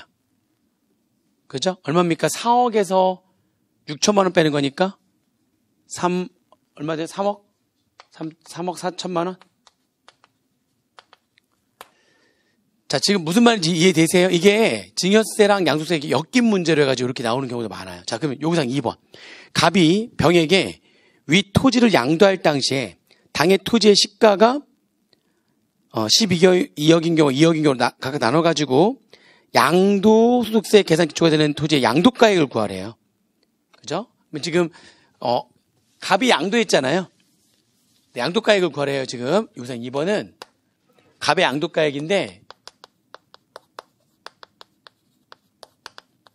먼저 1번은 뭡니까? 시가가 얼마였을 때? 시가가 12억이었을 때. 이때 갑의 양도가액 어떻게 양도한 거예요? 지금 병한테 저가량 됐으니까 뭐가 적용되죠? 과거보험 좀 특수한 계좌고요. 그리고 부기부가 적용되는 거잖아요. 그럼 양도가액이 얼마가 되는 거예요? 그랬을 때는 이때의 양도가액은 얼마가 되는 겁니까? 이때 양도가액은 뭐가 적용돼요? 아까 했잖아요. 부기부가 적용되는 거니까 얼마를 양도가액으로 잡으셔야 돼요? 시가를 양도가액으로 잡으시면 되는 거죠. 이 자체가 부기부니까, 그죠? 얼마입니까? 그래서 12억이 양도가액이 되는 겁니다. 시가가 12억 있을 때는 부기부가 적용되기 때문에 양도가액도 12억이 되는 거고요. 지금 이번에 시가가 얼마였을 때? 시가가 2억이었을 때 양도가액은 어떻게 되는 거냐? 나는 갑 입장에서는 지금 이익 난 거잖아요. 2억짜리인데 6억 받았으니까. 그죠? 실제로 받은 금액으로 하는 게 원래는 맞는 거죠. 상대방이 특수관계 있는 법인이? 아니, 법인이 아니에요, 지금. 병이, 갑하고 병은 다, 별로 말이 없으니까. 아무튼 법인이 아닙니다. 말이 없으면 법인이 아니죠. 갑을 병은 법인이 아닙니다, 지금. 거주자로 돼 있네. 거주자 갑을 병이 거주자니까. 법인이 아니잖아요. 그러면 특수하게 있는 법인 외자한테 고가를 양도한 거니까 그때는 저 상대방 쪽에서 부기부가 적용되는 것도 아니고 병한테서. 그렇죠? 어떻게 하는 거죠? 그러면은 이렇게 하고 난 다음에 여기 해놨잖아. 갑이 지금 뭐를 내는 거예요? 그렇게 되면. 갑이 증여세를 내는 건데 증여 재산가액을 3억 4천으로 해가지고 증여세를 내는 거잖아요. 그럼 어떻게 하라고 그랬죠? 여기서 양도가액은 실제 받은 금액에서 3억 4천을 뺀 금액. 그렇죠. 여기에 대해서는 뭘 내니까 증여세를 내는 거니까 걔를 뺀 나머지 얼마만 2억 6천만 원이 양도가액이 되는 이 얘기입니다. 양도세랑 엮였다는 게 무슨 말인지 아시겠어요? 5번하고 6번 문제 풀 줄 있겠죠? 그러면 7번 문제 여러분들 한번 해보세요. 응용 문제니까 7번 문제 한번 해보시고요. 9번으로 갑니다. 이제 2개 남아서 2개. 이제 다 끝나. 저 강의 끝나고 딱 마이크를 올 때 눈물이 살짝 나올지도 몰라요.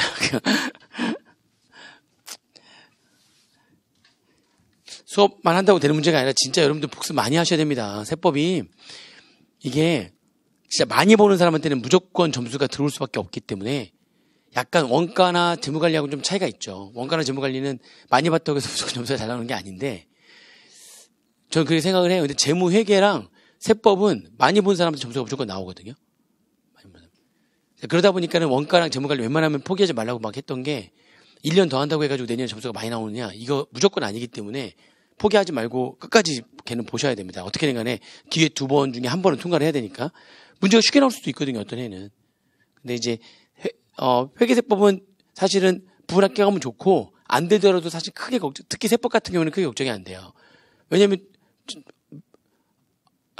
5번 더 볼 거 아니에요 그러면?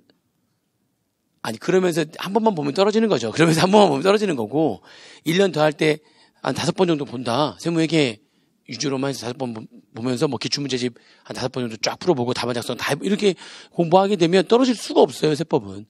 근데 이제 원가나 재무관리는 아무리 5번 이상 본다고 해도 딱 갔는데 시험장에서 이렇게 막 처음 보는 게 막 이러다가 난리가 나는 경우가 있기 때문에 참 부분 합격이 어떻게 보면 더 무서워요, 이게. 그러니까 원가랑 재무 관리는 포기 안 하고 있는 거 맞죠? 이미? 이미서 그러면 안 되는, 절대 그러시면 안 됩니다. 자, 이제 9번을 보겠습니다. 다음은 거기서 30세고요. 2020년도 증여세 신고 및 양도 관련 자료다. 예, 다음 자료를 이용해서 물음에서 파시오. 다만 2020년도 이전에는 다음 자료 이외의 양도 및 증여는 없었대요. 그러니까 2020년도만 지금 쫙 양도가 있는 거예요. 2020년도 3월 5일 날 할머니로부터 현금 1,500만 원을 받았고요. 2020년도 4월 7일 날 또 어머니, 2020년도 5월 10일 날 또 아버지, 2020년도 6월 1일 날에는 또 배우자, 2020년도 6월 1일 날에는 6월 1일 배우자로부터 증여받은 토지를 2020년도 12월 20일 날 제3자에게 양도했네요. 이와 관련된 자료는 다음과 같다. 되어 있고요. 쭉 내용이 나와 있죠. 그러면은 물음이 2개예요. 물음이 2개여가지고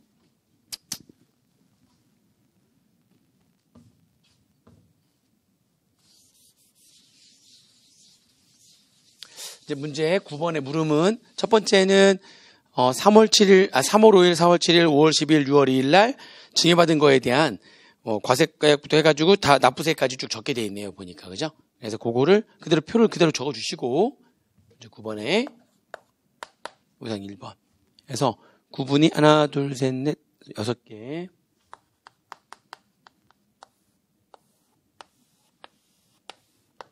이렇게 해가지고 증여세 과세가액.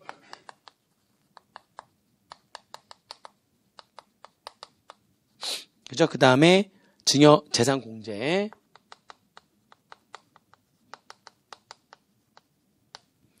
그 다음에 감정표 수수료 공제. 그래서 과세 표준. 산출세액.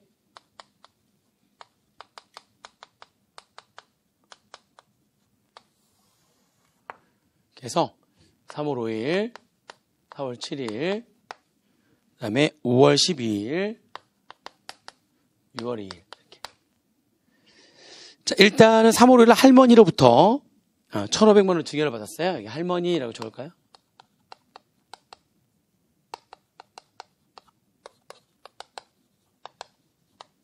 이제는 증여받은 거에 없었고요. 직계 존속이니까 5천만 원까지 증여 공제가 되죠? 그래서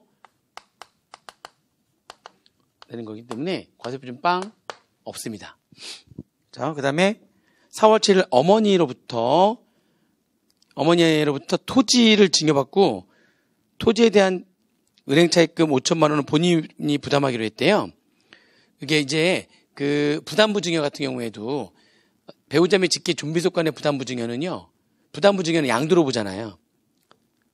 근데 그거를 많이들 막 이렇게 이용을 많이 해요. 그러니까 내가 지금 10억짜리 토지를 증여하면서 아는 사람 빚을 얹어가지고 같이 부담시키는 걸로 막 이렇게 한단 말이죠.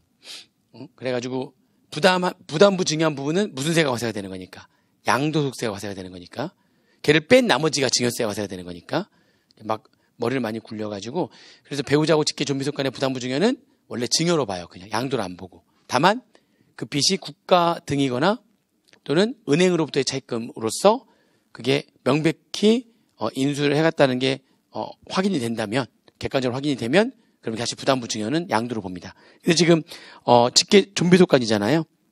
토지 증여받고서 토지에 대한 은행 차입금 5천만 원을 본인이 부담하기로 했는데 은행 차입금이고요. 사실 그게 은행 차입금을 실제로 부담한다는 사실이 객관적으로 증명이 다 됐으니까 다시 또 부담부 증여가 되는 겁니다. 그러면 상속세 과세가액은 증여세 과세가액은 증여세상가액에서 부담부 증여세 채무 인수액을 뺀 나머지 금액이 되는 거니까 3억 5천에서 시가가 3억 5천인데 5천만 원을 뺀 3억 원이 증여세 과세가액이 되는 거고요. 증여세상 공제는 1,500만 원 이미 앞에서 했으니까 뺀 나머지 얼마? 3,500만 원을 증여세상 공제로 하면 되고요. 수수료 공제 없고요. 과세표준 따라서 2억 6,500만 원 되는 거고요. 산출세액은 1억까지 10%, 1억 초과는 1억 6천 5백만 원 20% 하게 되면은 4,300만 원 나오는 거고요. 납부세액은 여기다가 3%의 지금 신고세액 공제를 해야 되는 거니까, 그래서 꼬표 1번 3% 신고세액 공제하게 되면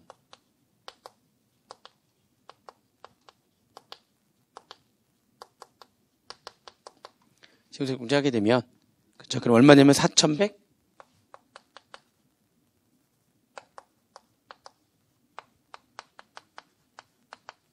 이렇게 되는 거죠. 그죠? 자, 그 다음에, 얘는 어머니인데, 여기 아버지예요. 어떻게 하냐면, 동일인이잖아요. 과거 10년 안에 어머니, 아버지는 동일인. 동일한테서 증여한 게 금액이 얼마? 1,000만 원 이상.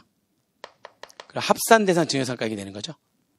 그러면 증여세 과세가액은 아버지로부터 증여받은 금액은 딱 얼마냐면, 아버지로부터 증여받은 금액은 얼마입니까? 아버지한테서는 감정가액 평균액이 지금 6억이니까 6억을 좀 증여받았는데, 여기 들어와야 되는 금액은 6억만 들어오는 게 아니라, 얘를 여기가 뭐 한다고요? 합산한다는 거는 무슨 얘기냐면, 어머니하고 아버지한테서 증여받은 금액은 따로따로 증여받은 게 아니라 한꺼번에 지금 증여받은 걸로 보는 거예요. 지금 한꺼번에 다 증여. 어머니한테 아버지 한꺼번에 3억, 6억 한꺼번에 얼마? 그렇죠. 합산해가지고 9억이 되는 거예요. 9억. 예. 지금 한꺼번에 증여받은 걸로, 한꺼번에. 그러면 잘 보세요. 증여세액 공제도 이때 없고 이때 한꺼번에 한다면은 어쩐지 증여세액 공제도 얼마를 해줘야 되는 겁니까? 얘도 합산되면서 여기에 이때 한꺼번에 됐다면 얼마를 또 해줘야 되는 거죠? 이렇게 3,000원 한꺼번에 이렇게 돼야 되는 거죠. 무슨 말인지 이해되세요? 이것만 합산되는 게 아니라 그거에 대한 증여세액 공제도 지금 한꺼번에 증여가 된다면 지금 공제가 돼야 되는 거니까. 그 수수료 공제도 있네요. 아버지한테서 받은 거는 지금 감정평가 수수료가 550만 원인데 아시죠? 부동산이었잖아요. 부동산은 합해서 500만 원 한도라는 거니까 500만 원. 그렇죠? 그러면은 과세 표준은 얼마 되냐면 8억 6천만 원 되는 거고요. 그거에다가 8억 6천만 원에 거기 세율 나와 있죠? 8억 6천만 원이니까 9천만 원에다가 5억을 추가하는 금액에 30% 하게 되면 산출세액 바로 나오는 거죠. 1억 9,800만 원 나오는 거고요. 여기는 납부세액으로 고려해야 될 게 세액공제가 두 가지가 있죠. 왜냐하면 이거 뭐 했으니까? 합산했으니까 이 합산된 증여상가액에 대한 증여세 산출세액을 기납부세액으로 빼야 된다고 그랬잖아요. 그러면 꼬표 2번에서는 기납부세액 공제는 한도 같은 거 고려하지 말라고 그랬죠. 뭐 한다고 그랬죠? 합산 대상이 되는 그 증여상가액에 대한 증여세, 그때 당시에 산출세액. 증여세 산출세액이요. 산출세 얼마? 4,300만 원. 한도 고려할 필요 없어요. 한도 걸리지 않아요. 두 번째는 신고 세액공제까지도 해줘야 되겠죠. 신고세액공제는 여기 산출세액 1억 9,800만 원에서 4,300만 원을 뺀 남은 금액의 3% 하는 거니까 신고세액공제 금액이 나오죠. 465만 원?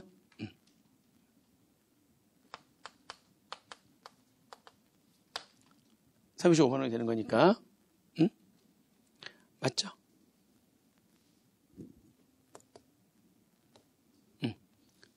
두 개를 빼면 되는 거니까 납부세액은 여기서 두 개 빼면 되죠. 얘하고 얘 두 개 빼면 되는 거니까 여기서 4,300 빼고 35만 원 빼게 되면 꼬표 2번에 따라서 들어가야 될 금액은 1억 9,800만 원에서 4,300만 원 빠지고 465만 원 빠지고 그 금액이 납부세액이 되는 겁니다. 납부세액은 1억 5천 35만 원.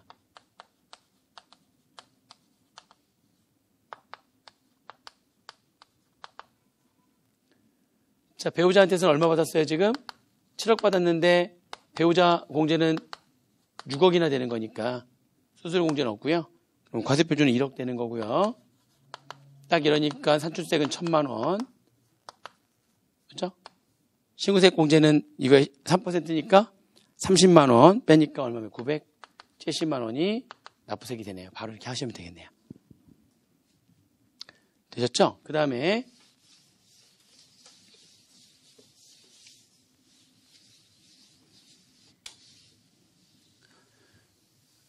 자, 요구사항 2번은 배우자나 직계 존비속, 이것도 양도국세랑 연결되는 건데요. 배우자한테 증여하고요. 그 증여를 받은 배우자가 5년 이내에 양도하는 겁니다. 양도. 그러면 이게 배우자 등에 대한 배우자나 직계 존비속이니까 배우자 등에 대한 2월 과세.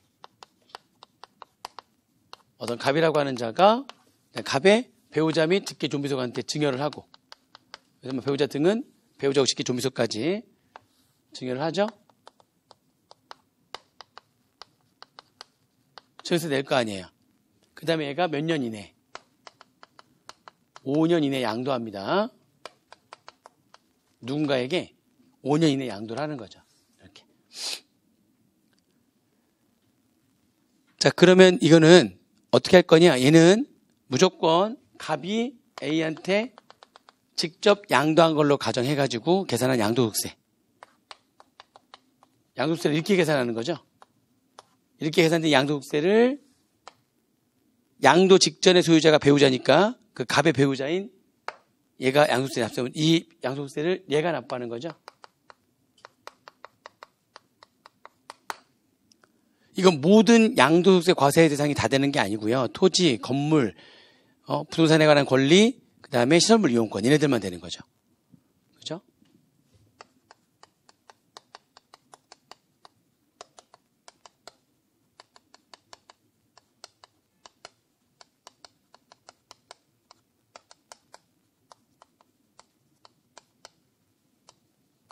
얘네들만 되는 겁니다. 지금 상가니까 해당 사항이 있는 거예요. 증여했죠, 지금? 증여하고, 올 초에 6월 달에 증여하고요. 12월 달에 팔았단 말이에요. 그럼 이때 양도국세 어떻게 계산할 거냐? 양도국세 계산할 때, 얘가 납세보자가 얘고요. 양도가액은 그냥 양도한 가액은 양도한 금액 들어오면 돼요. 실제 양도가액 들어오면 되고요. 문제는 이제 여기 취득가액이 빠지는데 이 취득가액은 누구의 취득가액으로 들어온다고요? 갑의 취득가액으로 들어온단 말이에요. 그리고 여기 이제 필요경비가 빠지는데 필요경비는 이거 혹시 양도국세 아직 안 보셨겠지만 양도국세가 취득가액이 실제 지출된 자본조출과 양도비용으로 할 거냐 아니면 취득가액을 필요경비 계산공제로 할 거냐 둘 중에 그러니까 이 필요경비가 이게 어떻게 되는지 이 필요경비가 달라지는 거거든요. 취득가액이 실제 취득가액으로 돼 있다면 필요경비는 실제로 지출된 자본조출과 양도비용으로 하는 거고요. 취득가액이 실제 취득가액이 아닌 매매사례가액, 감정가액, 환산취득가액, 기준시가로 결정이 됐다면 필요경비는 필요경비 계산공제로 하게 돼 있단 말이에요. 그러니까 이게 1 또는 1로 하게 돼 있는데 이거는 취득가액이 뭐로 결정되냐에 따라 가지고 이 1번이 필요경비는 실제로 지출된 자본조출과 양도비용으로 할 거냐 아니면 2번은 필요경비 계산공제로 할 거냐 1 또는 2로 하게 돼 있거든요. 거기에다가 지금 얘가 증여할 때 뭘 또 냈어요? 추가로 증여세를 냈잖아요. 그러면 거기에다가 배우자한테 증여할 때 냈던 증여세에 대한 산출세액을 1하고 2 어떤 게 들어가든 간에 그 증여세 산출세액이 필요경비에 추가가 되는 거예요. 추가가 되는 겁니다. 그래서 이렇게 해가지고 여기 양도차익 계산하고요. 장기보유 특별공제할 때에도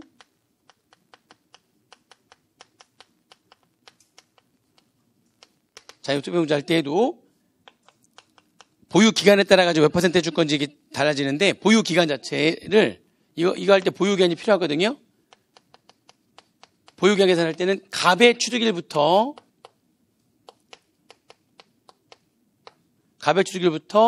그 배우자가 양도한 날까지로 해가지고 보유 기간을 갑의 취득일부터 양도한 날까지로 해가지고 보유기간을 산정하게 되어 있는 거죠. 그때 계산은 뭐 똑같이 가는 거고요. 그러니까 지금 여기 내용을 보시게 되면 여기 지금 자료 4번하고 5번을 이용해가지고 증여를 받은 다음에 양도한 거예요.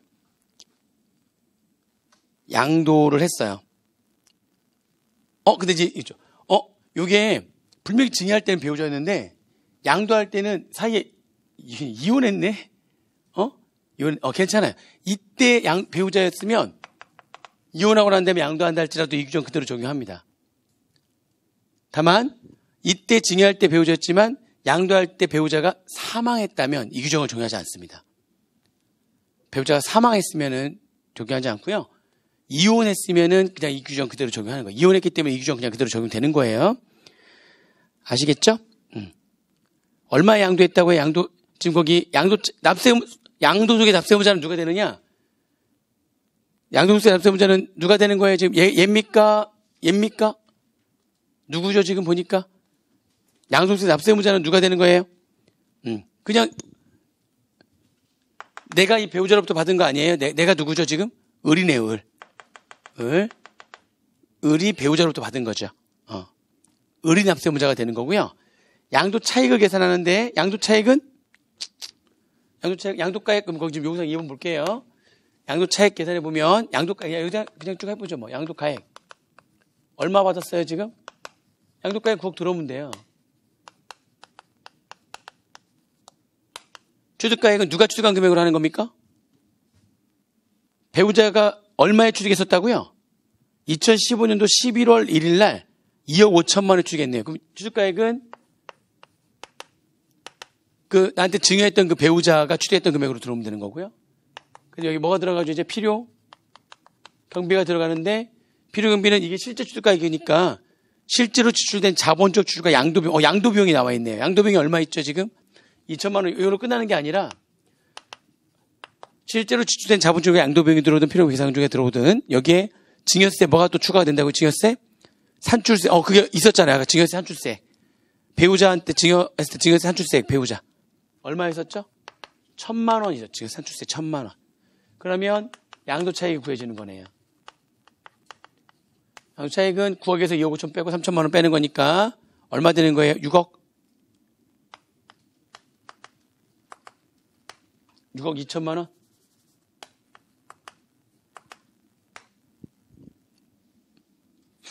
됐나요? 자, 그 다음에 여기서 뭘 빼는 거죠? 장기 보유? 특별공제? 보유기간, 1세대 1주택인데 과세되는 경우가 아니라면 보유기간 1년당 2%씩이거든요? 그죠? 몇 년 이상 몇 년 미만입니까? 몇 년 이상입니까? 2015년도 12월 1일 날 취득해가지고 2020년도 12월 며칠 날 팔았어요? 12월 20일 날 팔았네요. 그러면은 딱 5년하고도 좀 더 지났죠. 그죠? 5년이니까 1년당 2%, 5이 10% 해가지고 자유분제 6,200만 원. 그러면 양도소득 금액이 양도차익에서 6,200만 원 빼는 거니까 얼마입니까? 그러니까 5억 5천 800만 원. 여기다가 과세 표준하려면 양도소득 기본공제 그룹별로 얼마? 250만 원 공제하는 거니까 그렇게 하면 이제 과세 표준 나오는 거죠. 그래서 250 빼는 거니까 얼마 되는 거예요? 5억 5,550만 원이 과세 표준이 되겠습니다. 그래서 거기 지금 양도 차익은 6억 2천, 양도소득 금액은 5억 5,800, 과세 표준은 5억 5,550만 원. 이렇게 같이 가끔 나와요. 자, 마지막 문제. 실전 문제 10번. 살짝 지금 눈물 나려고 하고 있어요.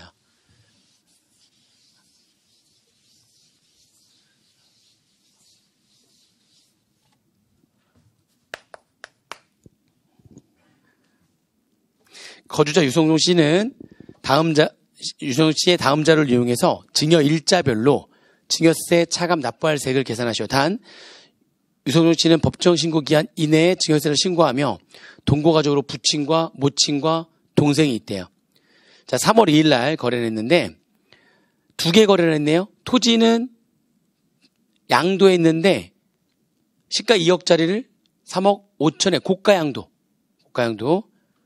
건물은 친구한테서부터 매입 양수를 했는데 시가 5억짜리를 3억에 양수를 했네요. 그죠? 그럼 3월 2일자에 증여상가액부터 날짜별로 하라고 했으니까 3월 2일자에 먼저 지금 동생 분 관련된 지금 증여세 차감 납부할세까지 계산하라고 했는데 동생이면 특수관계자 맞죠? 그럼 특수관계자한테 특수관계자한테 고가로 양도했으니까 증여재산가액 계산하려면 어떻게 하면 됩니까? 지금 3억 5천에서 2억을 뺀 1억 5천. 동생 관련돼 가지고는 증여재산가액이 3억 5천에서 얼마 빼요? 2억을 빼죠. 뺀 금액에 특수관계자로부터 한 거니까 둘 중에 작은 거 시가인 2억에 그죠? 시가에 2억에 30%하고 3억이죠.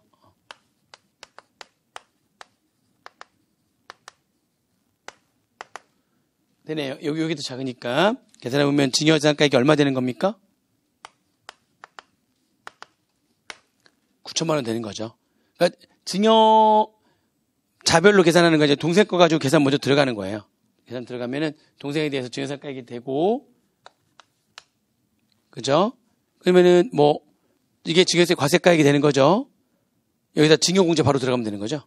증여공제 들어가서 과세 표준. 표준은 9천만 원에서 동생이니까 얼마? 직계존비소가 아니니까 1,000만 원 빼가지고 과세 표준 얼마? 8천만 원. 산출세액은 1억이 안 되니까 10% 800만 원.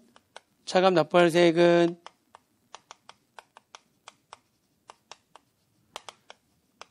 800만 원에서 신고세액 공제는 800만 원에 3%를 빼면 되는 거니까. 그죠?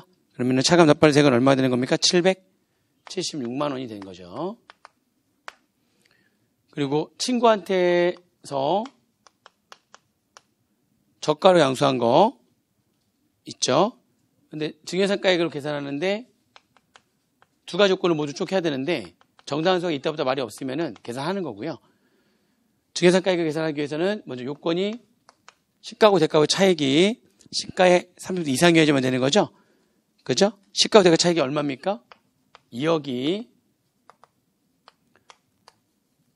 시가인 5억에 30% 이상 되는 거 맞습니까? 맞네요. 그럼 이제 계산이 들어가는 거죠. 계산이 들어가면 시가하고 대가하고 차익 2억에서 3억을 빼는데 계산을 했는데 마이너스가 돼버린 거니까 마이너스니까 0이 돼버려요. 그래서 친구는 증여세 차감 납부세액이 없는 겁니다. 계산을 할 수 있었는데 계산하고 들어갔더니 마이너스가 돼버렸네. 자, 그 다음에 이제 4월 5일자 모친 어머니죠.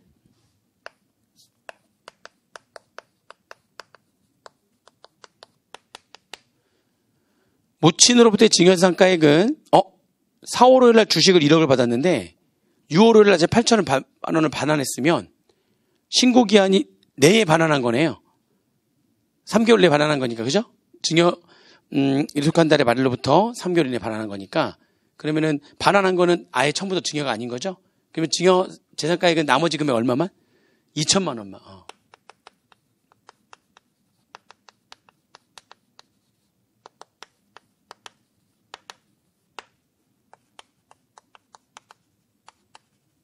근데 과세 표준은 2천만 원에서 증여공제 2천만 원 바로 하는 거니까 과표가 빵 돼버려가지고요. 따라서 차감 납부할 세액이 없는 거죠.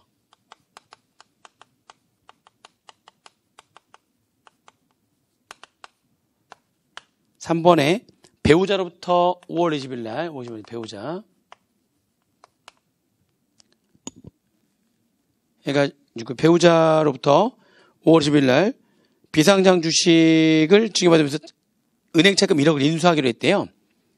그리고 비상주 평가를 위해서 수수료 850만 원 지출했고요. 비상장 주식에 대한 평가액은 8억이래요. 그러면 일단 증여 재산가액은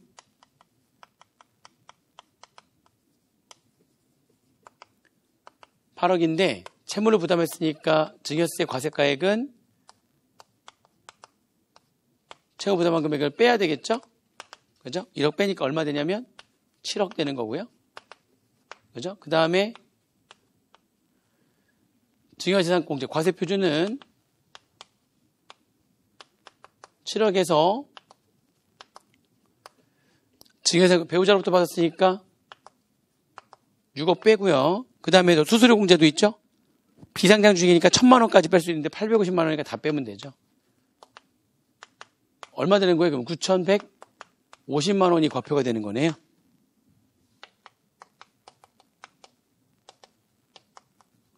산출세금 915만 원 되는 거고요. 그죠? 그 다음에 차감납부세액은 차감납부세액은 3%를 또 빼야 되는 거니까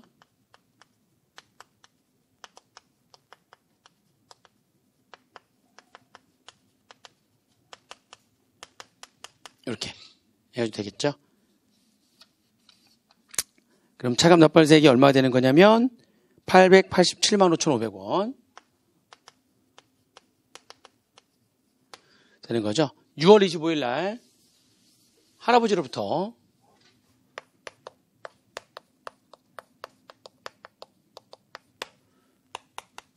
받은 증여상가액 있는데 할아버지한테서 지금 받은 증여상가액은 얼마냐면은 상간대 감정평가액이 1억 5천이니까 그냥 증여상가액이 1억 5천이 되는 거네요.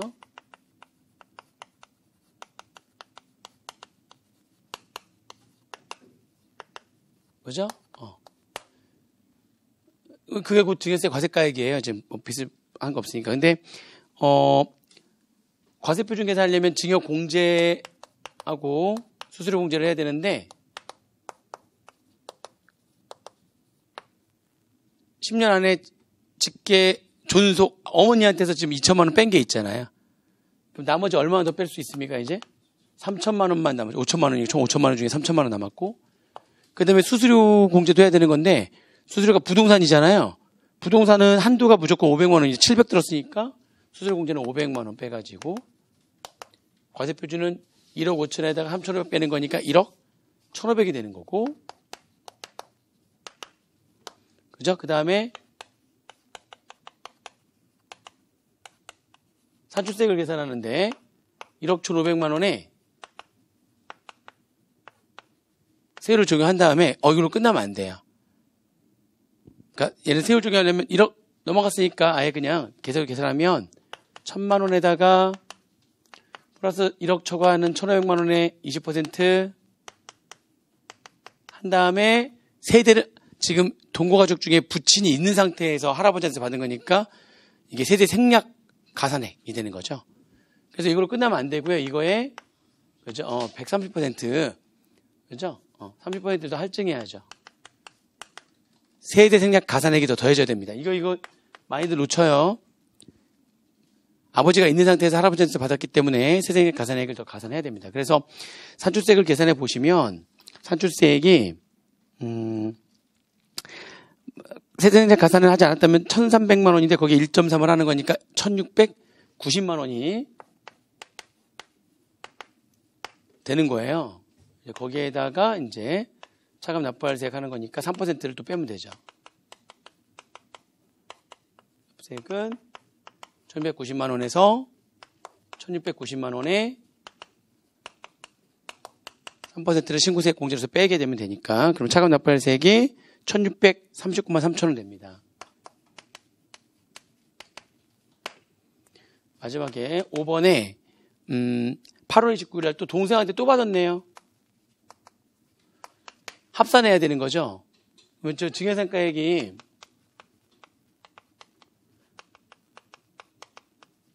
요번에 증여상가액은 지금 5천만 원을 지금 받았단 말이에요. 동생으로부터 5천만 원을 받았어요. 근데 증여세 과세가액이 이거 계산할 때는 합산 대상이 있잖아요. 그래서 5천만 원에다가 합산 대상 증여상가액이 얼마 9천만 원 있었네요. 더 해야죠. 그럼 1억 4천만 원이 증여세 과세 가액이 되는 거고요. 그렇죠? 거기에다가 이제 과세 표준. 자, 어떻게 한다고 그랬죠? 저거를 한꺼번에 지금 한꺼번에 받은 거로 생각하는 거예요. 그러니까 9천만 원 합해져가지고 1억 4천 있는 거에다가 증여공제도 가지고 와야 되는 거죠. 저때 한 게 아니라 이때 한 거야, 다시. 그래서 이때 다 증여를 했다면 1억 4천에서 이때 증여공제 얼마를 빼야 됩니까? 1,000만 원 빼가지고 1억 3천만 원이 과표가 돼야 된다는 거죠. 그래서 한꺼번에 다 합해가지고 산출세액 계산한 다음에 신고세액 공제해주면 됩니다. 신고세액 공제만 하는 게 아니라 보통 해줘야죠. 기납부세액 공제도 해줘야 되는 거죠. 그래서 일단 산출세액은 1억 3천만 원이니까 얼마 되는 거예요? 1,600만 원? 1,600만 원? 나오는 거고요. 차감납부세액은 산출세액에서 두 개를 빼야 되는 거죠. 기납부세액 공제랑 1,600만 원에서 자, 기납부세액 공제는 한도 같은 거 고려하지 말고요. 합산 대상이 되는 증여상가액에 증여세 산출세, 그때 당시 증여세 산출세액 얼마였었죠? 그때 당시 증여세 산출세액이 800만 원에서 그 800만 원 갖고 오고, 그죠? 그 다음에 그런 1600에서 800을 뺀 나머지 금액에 신고세액 공제는 이거에서 이거 뺀 나머지 금액 3%인 거죠? 이게 이제 신고세액 공제로 빠지는 거니까. 그죠? 그래서 차감납부세 계산하시면 얼마 되냐면 776만 원이 차감납부세액이 되겠습니다. 날짜별로 지금 차감납부세액이 어떻게 되는지 한번 풀어본 거예요. 중간에 좀 주의하실 게 할아버지가 갑자기 툭 튀어나왔으니까 세생생 가산액 좀 고려하셔야 되고요. 동생은 두 번이나 증여를 동생한테서 받았기 때문에 한꺼번에 이때 한 걸로 봐가지고 합할 때는 증여 재산가액만 합산하는 것이 아니라 그 당시에 증여 공제도 이때 증여 공제를 다시 해주는 거죠. 이때 한꺼번에 전부 다 증여받은 걸로 가정을 하는 거니까 저때 증여한 게 아니라 한꺼번에 계산한 다음에 나중에 뺄 것도 빼주면 되는 거니까 그런 식으로 하면 됩니다. 진짜 끝났어요. 진짜 끝났고요. 이제 양도소득세는 좀 올라가 있는데 좀 보셔야 되고 양도소득세는 보시고요. 남은 기간 동안에 지금 2차 시험 보시는 분들은 남은 기간이 아무튼 자기의 모든 걸 쏟아붓는다? 그리고 밤에 하지 마시고요. 새벽에 좀 일찍 일어나서 한다. 약간 이렇게 좀 종달새우로 좀 바꾸셔. 아침에 머리가 빨리 돌아가야 2차 때 훨씬 도움이 많이 됩니다. 해 떨어지고 머리 돌아가면 아무 의미 없어요. 지금부터는 진짜 해 떠 있을 때 머리가 자꾸 돌아가게 만들어야 되는 거거든요. 그래야지만 되는 겁니다. 그러려면 좀 이제 잠재는 시간 조절을 하셔가지고 한 달 동안 그러니까 뭐라고 표현해야 되는 거죠? 꾸준히 막 잘 될 때 확 안 될 때 막 이게 아니라 앞으로 남은 기간 동안에는 무조건 꾸준히 계속 꾸준하게 계속 시간 지켜가면서 공부하는 게 되게 중요합니다. 그래서 지금 정도는 선택을 좀 할 필요가 있어요. 내가 5개를 다 가지고 갈 수 있다. 아, 힘들겠다. 그러면 하나 정도? 진짜 힘들겠다. 2개? 2개 좀 버릴 수는 있어요. 근데 작년에 지금 4개를 합격해가지고 지금 감사 하나만 남은 친구가 있는데 사실 그 친구가 마지막에 한 달 남겨놓고 세법을 버리겠다는 거야. 아주 속상한데 그래서 얘기를 했죠. 버렸다고 해서 시험 보러 가라. 너 지금 그동안 했는데 마지막에 너무 벅차다는 거야. 그래서 세법을 버렸대요. 그래서 세법 한 달 동안 버렸지만 시험은 보겠대. 그러니까 사실 5개를 다 했어. 마지막 한 달 남겨놓고 버린 거예요. 감사랑 세법이랑 2개를 버린 거야. 감사랑 세법이 버려서 속 많이 상했어. 근데 아무튼 저한테 와서 이제 했는데 시험 보러 가겠대. 근데 세법 점수가 제일 잘 나왔어요.